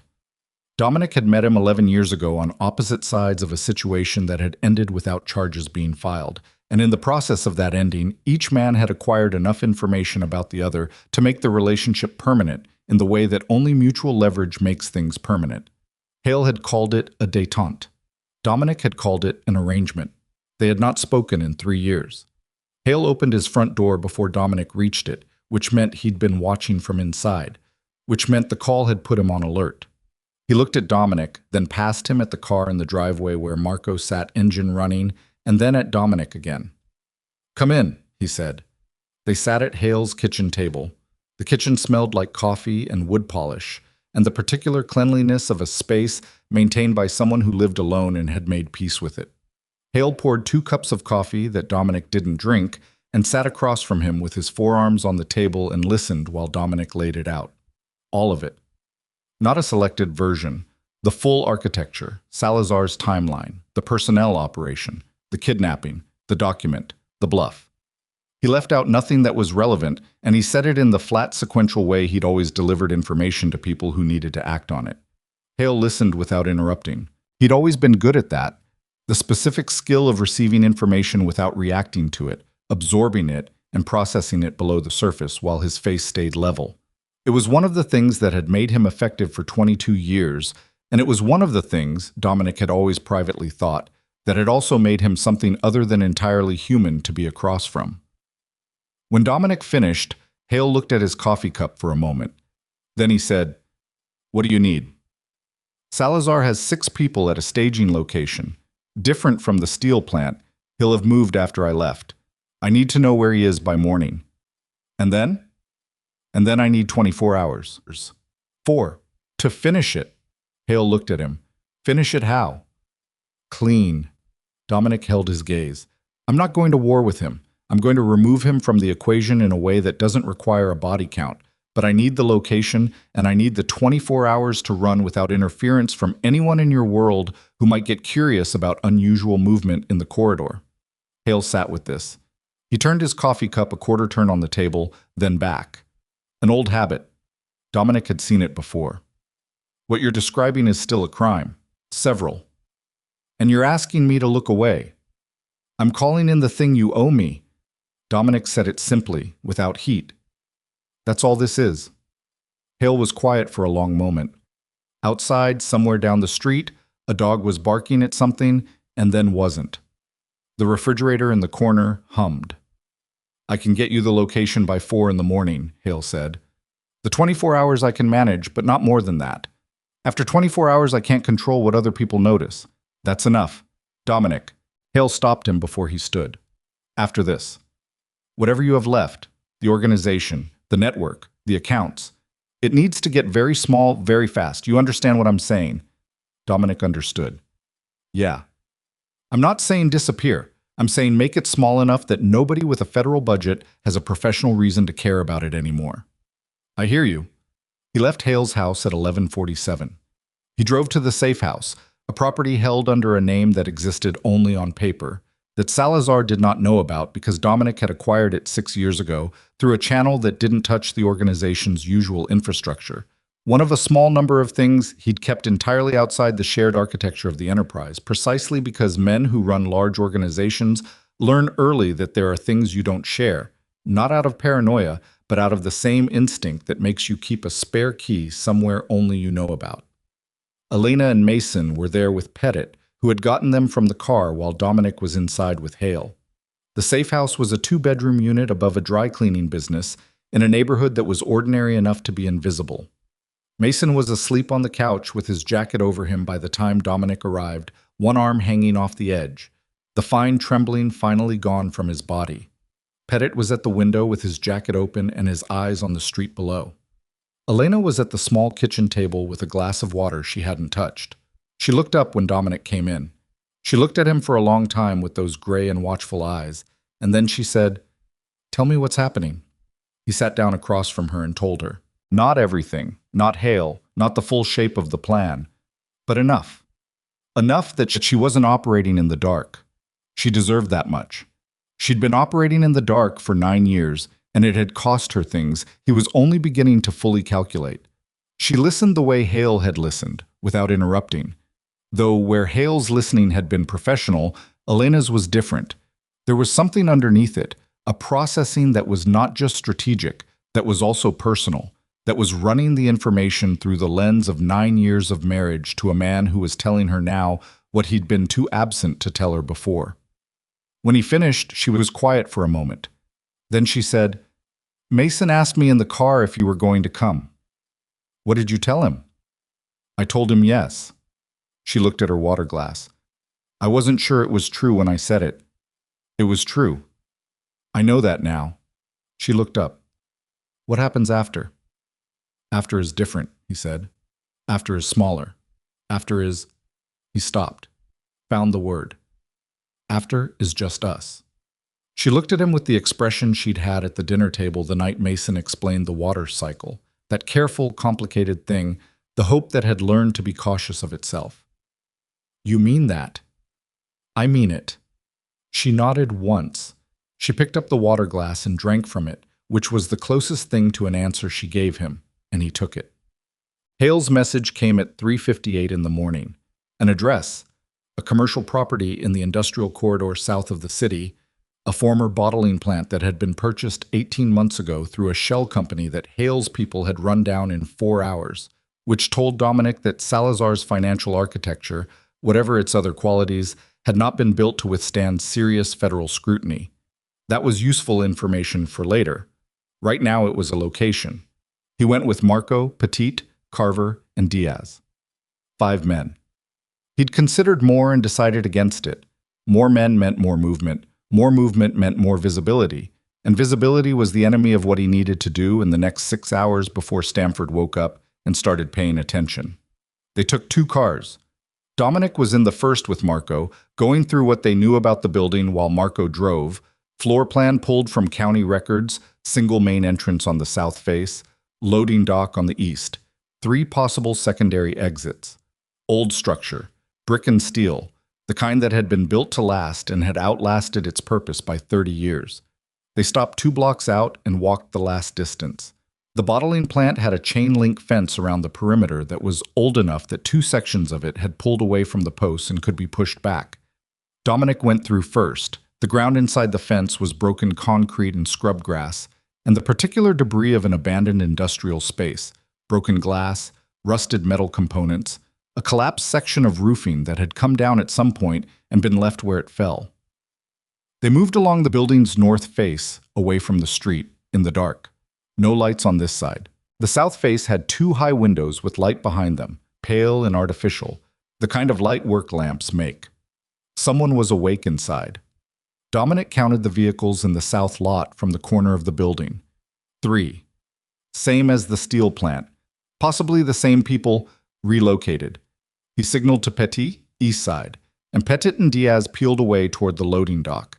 He signaled Marco and Carver to stay at the corner, then he moved to the south entrance alone. He stood at the entrance for a moment. Plain steel door, no handle on the outside, the kind that opened from within. He knocked. The sound of it was wrong for the situation, and he knew it. A man knocking at a door in the dark outside an abandoned factory at 4 in the morning was absurd in a way that worked in his favor, because it was absurd enough that the man on the other side of the door would open it just to understand what he was looking at. The door opened, and one of Salazar's men, not one Dominic recognized, young, hard-faced, hand already moving toward his jacket. Dominic hit him once, hard and precise, in the throat. The man went down making no sound worth mentioning, and Dominic caught him on the way and lowered him rather than let him fall, because falling makes noise and noise traveled in empty buildings. He went inside. The bottling plant's interior was a large open floor with the remnants of the production line still in place. Long metal frames running the length of the space, conveyor systems frozen in their last position. The work lamps were at the far end, 3 of them on stands, creating a pool of harsh light in the surrounding dark. Salazar was in that light, at a folding table with 2 laptops and another man. Dominic didn't recognize, and 2 more of his people visible in the peripheral dark, posted at positions that covered the south entrance from the inside. They'd covered the south entrance. They'd apparently not considered that anyone would come through it the way Dominic had, or that the loading dock on the east side might also be a point of entry. Dominic heard the loading dock door 20 seconds before Salazar did. Salazar heard it at the same moment his 2 peripheral men started moving, and by then Petit and Diaz were already inside, and the geometry of the room had changed completely. Salazar stood up fast, chair scraping concrete. His hand went to his hip. Dominic was already crossing the floor toward him. "Don't," Dominic said. Salazar's hand stopped. He looked at Dominic coming across the dark factory floor, and in the harsh work lamp light, his face was, for the first time in 14 years, not composed. The still water surface had broken. What was underneath it was not fear exactly, or not only fear, it was the expression of a man who had run his calculations correctly in every direction except one, and was only now identifying which direction he'd missed. The man beside Salazar at the table reached for something. Carver, who had come through the south door behind Dominic, got there first. Brief. Physical. The man sat down on the concrete floor and stayed there. Salazar's remaining 2 men looked at the situation, Petit and Diaz on the east, Marco covering the south, Carver already inside, Dominic 6 feet away, and made the calculation that people make when the math stops working in their direction. They didn't drop their weapons, but they stopped moving, which was the practical equivalent. Salazar looked at Dominic. His jaw was tight. His hands were at his sides now, away from his hip. "Reyes," he said. "Reyes is real," Dominic said. "The documentation is mostly real. The timeline I gave you was compressed. You bought yourself one night." "I bought myself enough." Dominic stopped 3 feet from him. Up close, in the work lamp light, he could see the specific exhaustion in Salazar's face, the kind that came not from a single sleepless night, but from months of sustained tension, the cost of carrying a large secret for a long time. He'd been living inside this plan for at least 2 years. That was 2 years of performing normalcy while building something underneath it. Even for a man as controlled as Salazar, that left marks. "Here's what's going to happen," Dominic said.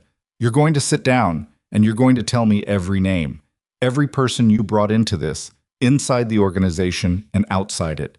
Every arrangement you made, every account you opened, every contact you used, all of it.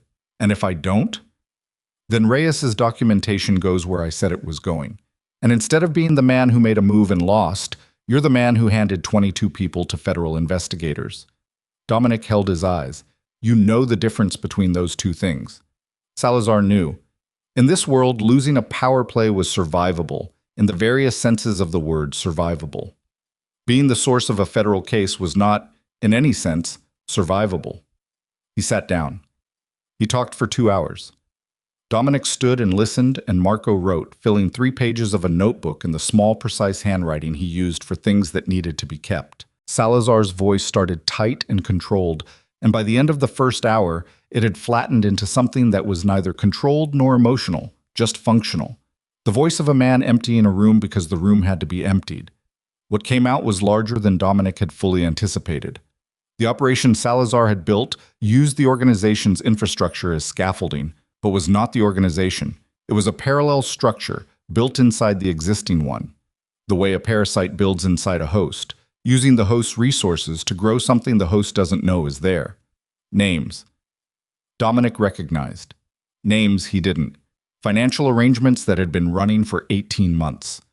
3 people inside the organization who had been turned, not by money, in 2 of the 3 cases, but by information Salazar had acquired about them and applied with precision. One of those 3 names landed on Dominic like a physical impact. Carver. Salazar said it plainly, without inflection, looking at the table rather than at the man standing 10 feet behind Dominic's left shoulder. He said it the way you say a fact that is just a fact, stripped of anything else. Dominic did not look at Carver. He heard, behind him, the absolute stillness of a man who knows his name has just been said in a room where it was going to cost him. "How long?" Dominic said. 8 months, Salazar said. "What did you give him?" "Information about what happened to his brother." A pause. "The Mercer situation, 3 years ago. His brother was involved in the peripheral. He wanted to know. I gave him a version of it that pointed in a useful direction." Dominic turned. Carver was standing 6 feet away with his weapon at his side and his face doing something complicated that resolved, as Dominic watched, into something that was not quite shame and not quite defiance, but that contained both. He was 40 years old, broad-shouldered, had been with the organization for 7 years.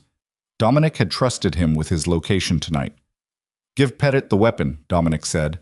Carver's jaw worked. For a moment, 1 moment, 2, the room held something that could have gone in a bad direction. Dominic watched him and didn't move, because moving would have suggested uncertainty, and he was not uncertain. He was exhausted and his chest ached with the specific weight of betrayal that keeps compounding through an evening, but he was not uncertain. Carver handed Pettit the weapon. "Sit down," Dominic said. The room reorganized itself. Marco finished writing. Salazar sat in the work lamplight with his hands on the table, looking like a man who had put down something very heavy after carrying it for a very long time.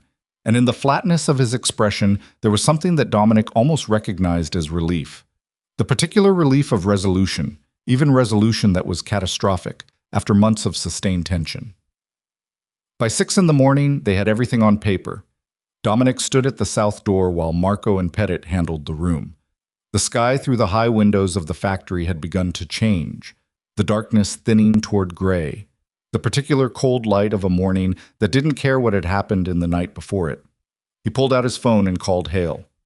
"It's done," he said. "Clean?" "Clean enough." He paused. "I'm going to need you to make some calls tomorrow. There's a man named Salazar who is going to want to make a statement." Hale was quiet for a moment. "That kind of statement. The kind that takes names, the kind that makes federal investigators very happy and keeps everyone else out of the frame." Dominic looked at the gray light in the high windows. "He'll cooperate. He doesn't have another option available." "I'll make the calls," Hale said. Dominic ended the call. He stood in the doorway of the abandoned factory in the early gray morning with the cold air coming in off the lot and thought about what Hale had said the night before. Make it small. Small enough that nobody with a federal budget has a professional reason to care. He thought about what small looked like. He tried to see the shape of it, not the empire, not even the reduced version of the empire, but something genuinely different. He wasn't sure yet if he knew how to want something that small. He'd been large for so long that he wasn't sure he knew how to inhabit smaller dimensions without feeling like he was disappearing. But he thought about Mason on the couch with his jacket over him, the trembling finally gone. He thought about Elena at the kitchen table with the water glass she'd finally drunk from. He thought about a river poster rolled up against a wall, and 2 hours of long division at a kitchen table, and a dinner where an 8-year-old explained where water goes when it reaches the ocean. I thought about what came next and understood that what came next was going to require him to make one more move inside the organization. One final consolidation, today, before Salazar's people understood that the architecture had changed, and that after that move, the organization would be small enough to not require a man like him, and he would be something else. He didn't know yet what that something else looked like. He had an approximate direction and a specific person to move toward, and he was going to have to figure out the rest as he went, which was not how he'd ever operated, and which was, he supposed, the point. Marco appeared at his shoulder. "Ready?" "Yeah." Dominic looked at the lot, at the thin gray light, at the chain-link fence with its loose sections and the cracked concrete beyond it, and the ordinary street beyond that with its ordinary early morning stillness. "Let's go." He walked across the broken concrete in the gray morning light, and he did not look back at the factory. Not once, because men who are going somewhere do not look at where they've been. And for the first time in 20 years, Dominic Viscari was going somewhere specific that was not the next problem, the next room, the next fight. He was going home. But first there was one thing left, one door that had to be closed from the inside before it could stay closed. He knew who had to close it, and he knew what it was going to cost him. And he'd been carrying the knowledge of it since the early morning hours when Salazar had finished talking and the full shape of what had to happen had become visible. Marco started the car. Dominic got in and sat looking at the phone in his hand and thought about the name Salazar had given him in the middle of the list, 40 minutes into his account. The name that was not Carver, the name that was not any of the organization men, the name that had come out in the same flat functional tone as everything else, but that had landed differently, that had not gone into any compartment but had stayed right at the surface where Dominic could not stop looking at it, no matter how much he needed to look at other things.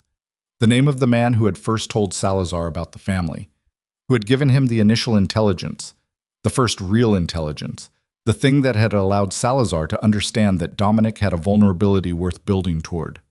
The man who had been inside the house. Marco looked in the rearview mirror. "Where to?" Dominic said the name of a street. Marco's hands tightened on the wheel just slightly and then relaxed, and he pulled out into the empty early morning road without saying anything, because he understood, and because there was nothing to say. The street Dominic named was Aldrin Court, a residential block 12 minutes from the factory, the kind of street that existed in the middle territory between neighborhoods that had money and neighborhoods that didn't, the kind where people kept their yards maintained out of habit rather than pride, and where a car sitting at the curb at 6 in the morning didn't draw anyone to a window. The house at the end of the cul-de-sac had a light on in the front room. Dominic had known that it would. Voss is the security team shift lead, the former military man, the one who had called Elena's departure from the estate routine, the one who had let Harmon drive without pulling the file. Dominic had told everyone to pull on new personnel within the first 60 days. Voss was an early riser, had always been. It was one of the things Dominic had considered a quality. He told Marco to stay with the car. He walked up the front path alone. He knocked. Not the way he'd knocked at the factory door. Not a tactical knock designed to produce a specific response. A regular knock. The knock of a man at a door. Voss opened it in 30 seconds. He was dressed, shirt, pants, the careful readiness of someone who slept light and prepared quickly. He was 51 years old, 6 feet, built like a man who had kept his discipline long past the years when discipline was mandatory.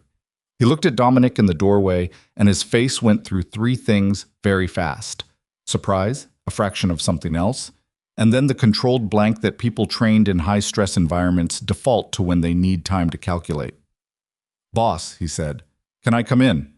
Voss stepped back. He did it smoothly, which told Dominic something. The front room was neat, military neat, the kind where things were placed rather than put down.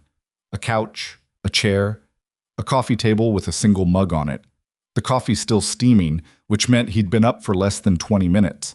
Which meant he hadn't been called yet, which meant Salazar's network was moving slower than Dominic had feared, or Voss was lower in the chain than Salazar had represented.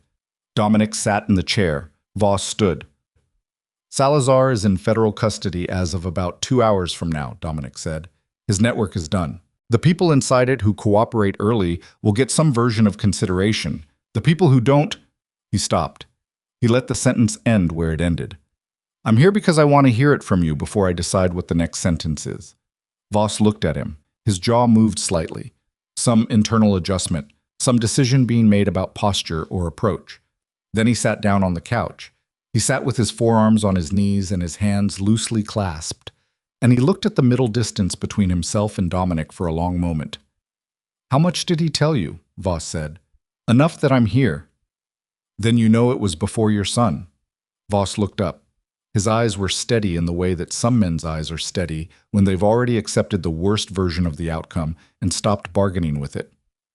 The first contact was 18 months ago, before the school, before any of it.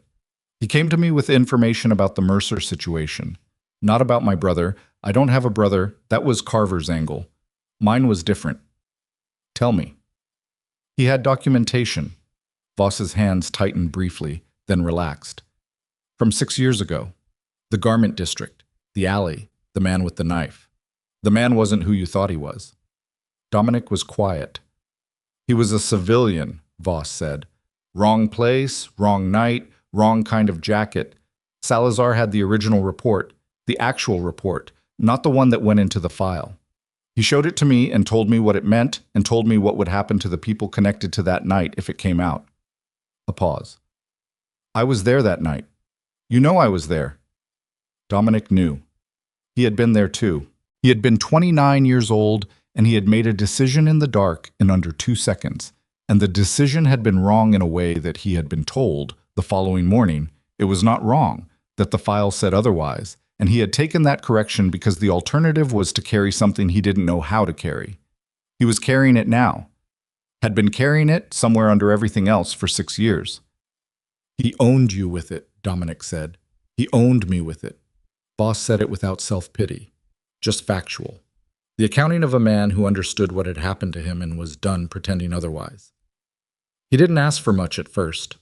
Information about your schedule, which nights you were home, which you weren't. Routine things that I could tell myself weren't, that I could frame as harmless. He stopped. And then they weren't harmless anymore, and I was already in it. The school, Dominic said. You confirmed Mason's schedule. Voss looked at the floor. Yes. The words sat in the room. Outside, a bird had started somewhere. The particular early morning sound of something going about its ordinary life entirely indifferent to the room it was near. Dominic listened to it for a moment. He thought about Mason in the car saying Dad into a phone before the line went dead. He thought about Elena's hands interlaced on the table in the safe house.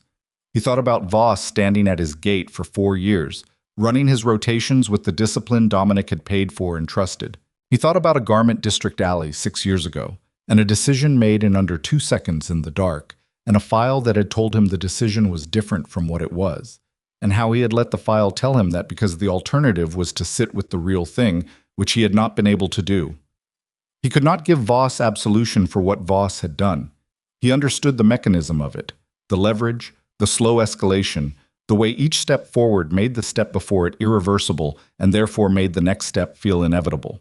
But understanding the mechanism was not the same as excusing the outcome, and the outcome had put his son in a room in an abandoned steel plant telling his father's name into a phone. But he also could not sit in this chair and perform a clean moral position about complicity and damage done by information you hold rather than act on, because the garment district alley was real, and he had been there and the file had not changed what had happened. Here's what you're going to do, Dominic said. You're going to write down everything, the same way Salazar wrote it down. Names, dates, the specific information you provided, and when. All of it. He held Voss's gaze. And then you're going to take that to Garrett Hale. I'll give you his number. And you're going to give it to him directly, not through anyone else. Voss looked at him. And then you're not my problem anymore. Dominic stood up. You're his. It was not mercy, and it was not punishment exactly. It was the only disposition available that didn't require Dominic to be something he was no longer willing to be. Hale would do with Voss what the situation produced. There would be consequences, real ones, the kind that restructured lives. But they would be Hale's consequences and Voss's consequences, and Dominic was going to put them in a room together and walk away from it. He wrote Hale's number on a piece of paper from the notepad beside the coffee table, the small domestic object of a man's ordinary life, the notepad that probably had grocery lists on previous pages, and put it on the table beside Voss's cooling mug. He left. On the front path, in the gray early morning, he stopped and stood for a moment with his face turned up slightly toward the sky. The light was fully coming now, the flat gray giving way to something warmer at the edges, the kind of morning that arrived without drama. He breathed in through his nose. Cold air. A faint smell of cut grass from somewhere nearby. The birds still going. He walked back to the car. Marco looked at him in the rearview mirror. Didn't ask. "The safe house," Dominic said. Elena was awake when he came in. Mason was still on the couch, still under the jacket, still sleeping with the complete unconscious commitment that children bring to sleep. Pettit was at the window. The room had the particular quality of a space where people have been awake too long waiting for something. A flatness in the air, a stillness that was different from calm. Dominic looked at his son for a moment from the doorway. Then he walked to the kitchen where Elena was and he sat down across from her at the small table. She looked at him. She looked at his face, read it the way she always read it, the scan that moved across his expression and took things in and interpreted them with the accuracy she'd built over 9 years of close and often painful observation. Whatever she read seemed to settle something in her, some question that had been suspended since the night before. "It's done?" she said. "It's done." She exhaled. It was long and quiet and contained several things that didn't need to be named. They sat in the small kitchen for a while without speaking. Through the doorway, Pettit shifted his weight at the window. Outside, the morning was fully arriving now, the light coming in through the kitchen's single small window and falling across the table between them. "Voss," Elena said. He looked at her. "You knew." "I didn't know, I felt it." She pressed her lips together. He watched Mason differently than the other men. Not protectively, more like cataloging. "I noticed it months ago, and I didn't say anything because I didn't have anything to say. I just had a feeling, and feelings about the security staff aren't—" She stopped. "I should have said something."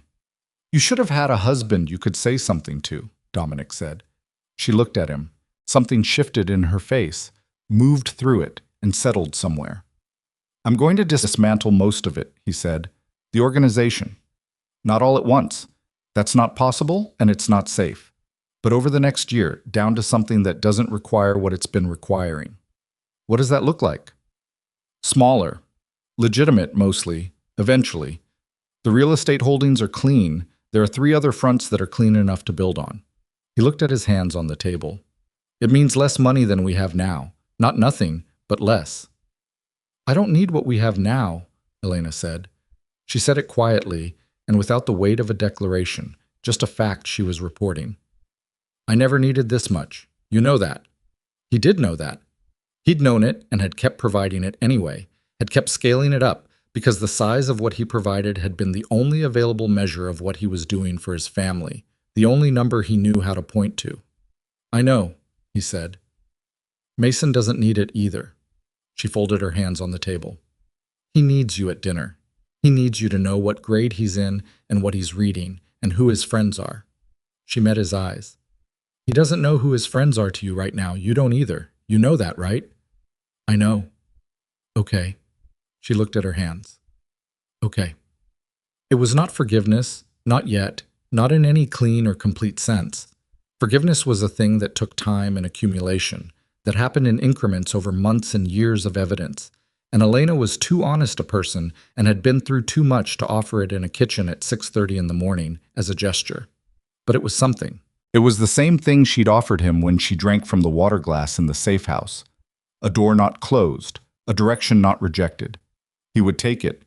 He would take it, and he would try to be worth it, not in the way he'd tried before, which was to provide for it from a distance, but in the way that was actually being asked of him, which required him to be present in it.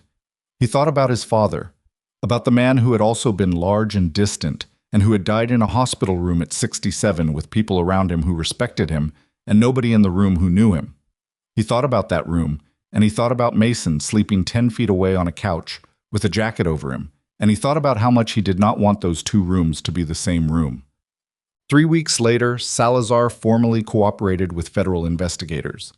The process was managed through Hale, who handled it with the professional efficiency of a man collecting on a very old debt and was thorough enough that the resulting investigation consumed several people who were not Dominic Viscari and created enough noise in enough directions that the space where the Viscari organization had been became, in the relevant attention of the relevant agencies, a lower priority than the things the investigation had produced.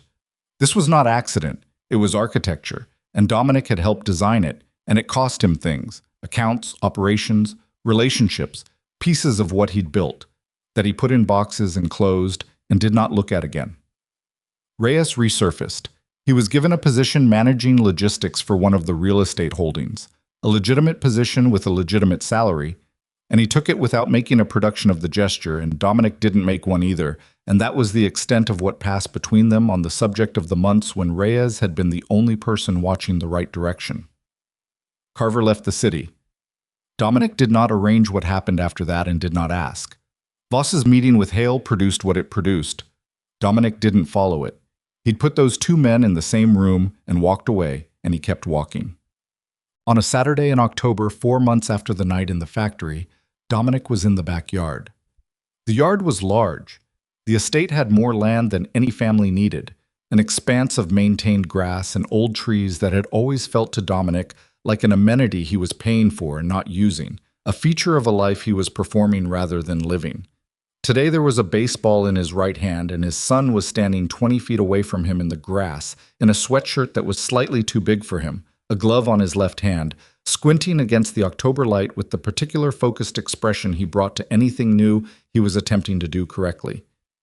"You're gripping it too tight," Dominic said. "I'm not."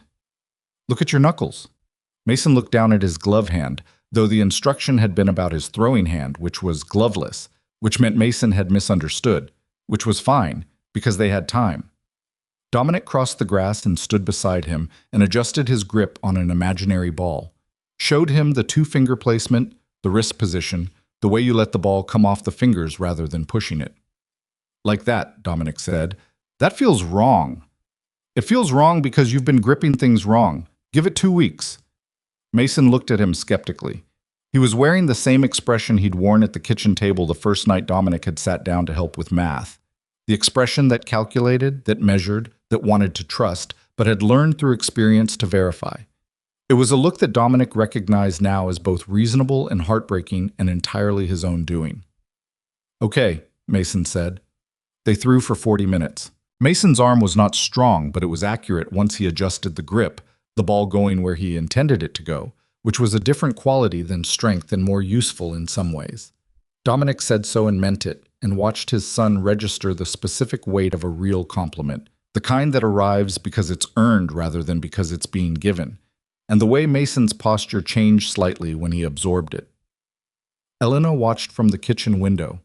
She was not watching in the way she'd watched from doorways for 9 years, the watchful distance of a woman who had stopped expecting to be included. She was watching the way people watch things that are actually happening, things that are real, present tense, rather than historical. She turned away from the window after a while and went back to what she'd been doing, because it didn't require watching anymore, because it was going to be there when she came back. That evening, after dinner, after Mason had gone upstairs with his book, he was ahead of the class again, reading something about ocean trenches this time, where the water went after it got past the rivers. Dominic and Elena sat on the back porch. It was cold for October, the kind of cold that arrived without apology, and Elena had a blanket over her legs and a mug of something hot, and Dominic had his jacket on and nothing hot. And they sat in the comfortable silence of two people who had come through something and were only beginning to understand the dimensions of what they'd come through. "He asked me something today," Elena said. "What?" "He asked if things were different now." She looked at the yard, at the grass still light-colored from the afternoon. "I said yes. He asked if different meant better. I said I thought so." A pause. "He said he thought so too." Dominic looked at the yard, at the place where they'd been standing 40 minutes ago, throwing a ball back and forth in the October light. He could still feel the weight of the ball in his hand, the small particular physical fact of it. "He's going to have questions," Elena said, "when he's older, about all of it, about what you did, what this life was." She looked at him. "I won't lie to him about it. I'm not asking you to." I know. I just wanted to say it. She looked back at the yard. He deserves the real version. When he can hold it. As Dominic said. We'll tell him. When he can. They sat with that. The cold settled around them, and neither of them moved to go inside. Through the kitchen window, the light was on and warm, and through Mason's window upstairs, there was another light, where an 8-year-old was reading about ocean trenches and probably falling asleep in the middle of a paragraph about something that happened too deep for light to reach. His head dropping to the page and his breath evening out the way it did, full and complete, and without the restless small movements of someone who is carrying anything. Dominic thought about the question that had started all of it. Asked on a rainy night in a kitchen, in a small voice, not performing, not directed at anyone but the woman who had been answering its various forms for years. Why doesn't Dad love us? He didn't have a clean answer for why he hadn't. He'd tried to construct one, in the weeks since, and each version he built collapsed under the weight of its own insufficiency. The busyness was real but insufficient. The absence of a model was real but insufficient. The demands of what he'd built were real, and also a choice he'd made and kept making and had not examined until a child's voice in a hallway had made it impossible to not examine. The cleanest thing he could say was that he had not been present enough to love them in the way that love required presence to be real, and that the love had been there. He believed that. He had to believe it. But that love stored at a distance becomes a different thing, changes in storage. And what his family had received was not what he'd intended to give them, but rather what traveling that far had made of it by the time it arrived. He could not fix the years that had already happened. He had tried to find a mechanism for that, some form of retroactive repair. And there wasn't one. The years were what they were. Mason's first 5 years and his second 3 years, and all of Elena's 9 years inside the stone house, with the armed gate and the luxury cars and the silence. Those years were permanent and real and not fixable. What was available was forward, small and present and consistent and without the grandeur of empire. Just the daily accumulation of a man showing up for the people he should have been showing up for, small enough to actually be there and staying. He thought about his father's hospital room. He thought about the people who had respected that man and not known him. He looked at the light in his son's window. He was not going to die in that room. Whatever else he did or didn't do, he was not going to die in that room. Elena leaned slightly. Her shoulder came to rest against his, not dramatically, not with the weight of a gesture, just contact, easy and warm, the natural movement of a body towards something it had decided to trust again. She didn't make anything of it, and he didn't either. He felt the warmth of it through his jacket, and he sat still and let it be what it was. The yard was dark now, the grass pale in the ambient light coming from the windows. The old trees at the back property line standing in their ordinary darkness. An ordinary yard behind an ordinary evening at the end of a day in which nothing had happened except catch in the grass and dinner at the table and a boy reading about places too deep for light. There would be more days. There would be the slow work of what came next, the disentangling, the reduction, the construction of something smaller and more honest out of the materials available, which were limited and imperfect and entirely real. There would be conversations with Mason when he was older that were going to be difficult in ways Dominic couldn't yet fully anticipate. There would be days when Elena looked at him across a room and he would see the history in that look, everything they'd accumulated, the bad years alongside whatever they were building now, and he would have to sit with that and not look away. He'd spent 20 years not looking at things. He was going to have to unlearn that, and unlearning things that are structural takes longer than learning them did. But he was here. On this porch, in this cold, with his wife's shoulder against his and his son's light on upstairs, and the yard where they'd thrown a ball all afternoon, lying quiet in the ordinary dark. Here was what he had. Here was where he was going to stay. A month after that October evening, on a Saturday morning when the first thin snow of the season had dusted the grass overnight, and Mason had appeared at the kitchen doorway at 7:30 in his socks, looking at the white yard with the particular stunned delight of a child who has not yet stopped being amazed by weather, he turned to his father, who was standing at the counter with a coffee mug, who was home, who was there, and said, "Can we go out?" Dominic looked at his son, at the gray eyes, wide and wanting something simple, something that required nothing but yes. "Yeah," he said. "Let me get my jacket." Mason was already at the back door by the time Dominic had set the mug down, already turning the handle, already stepping out into the white yard in his socks before Elena called from upstairs that he needed boots.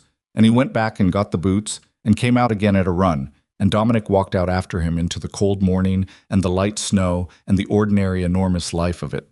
He did not look back at the house. He went forward into the white yard where his son was waiting,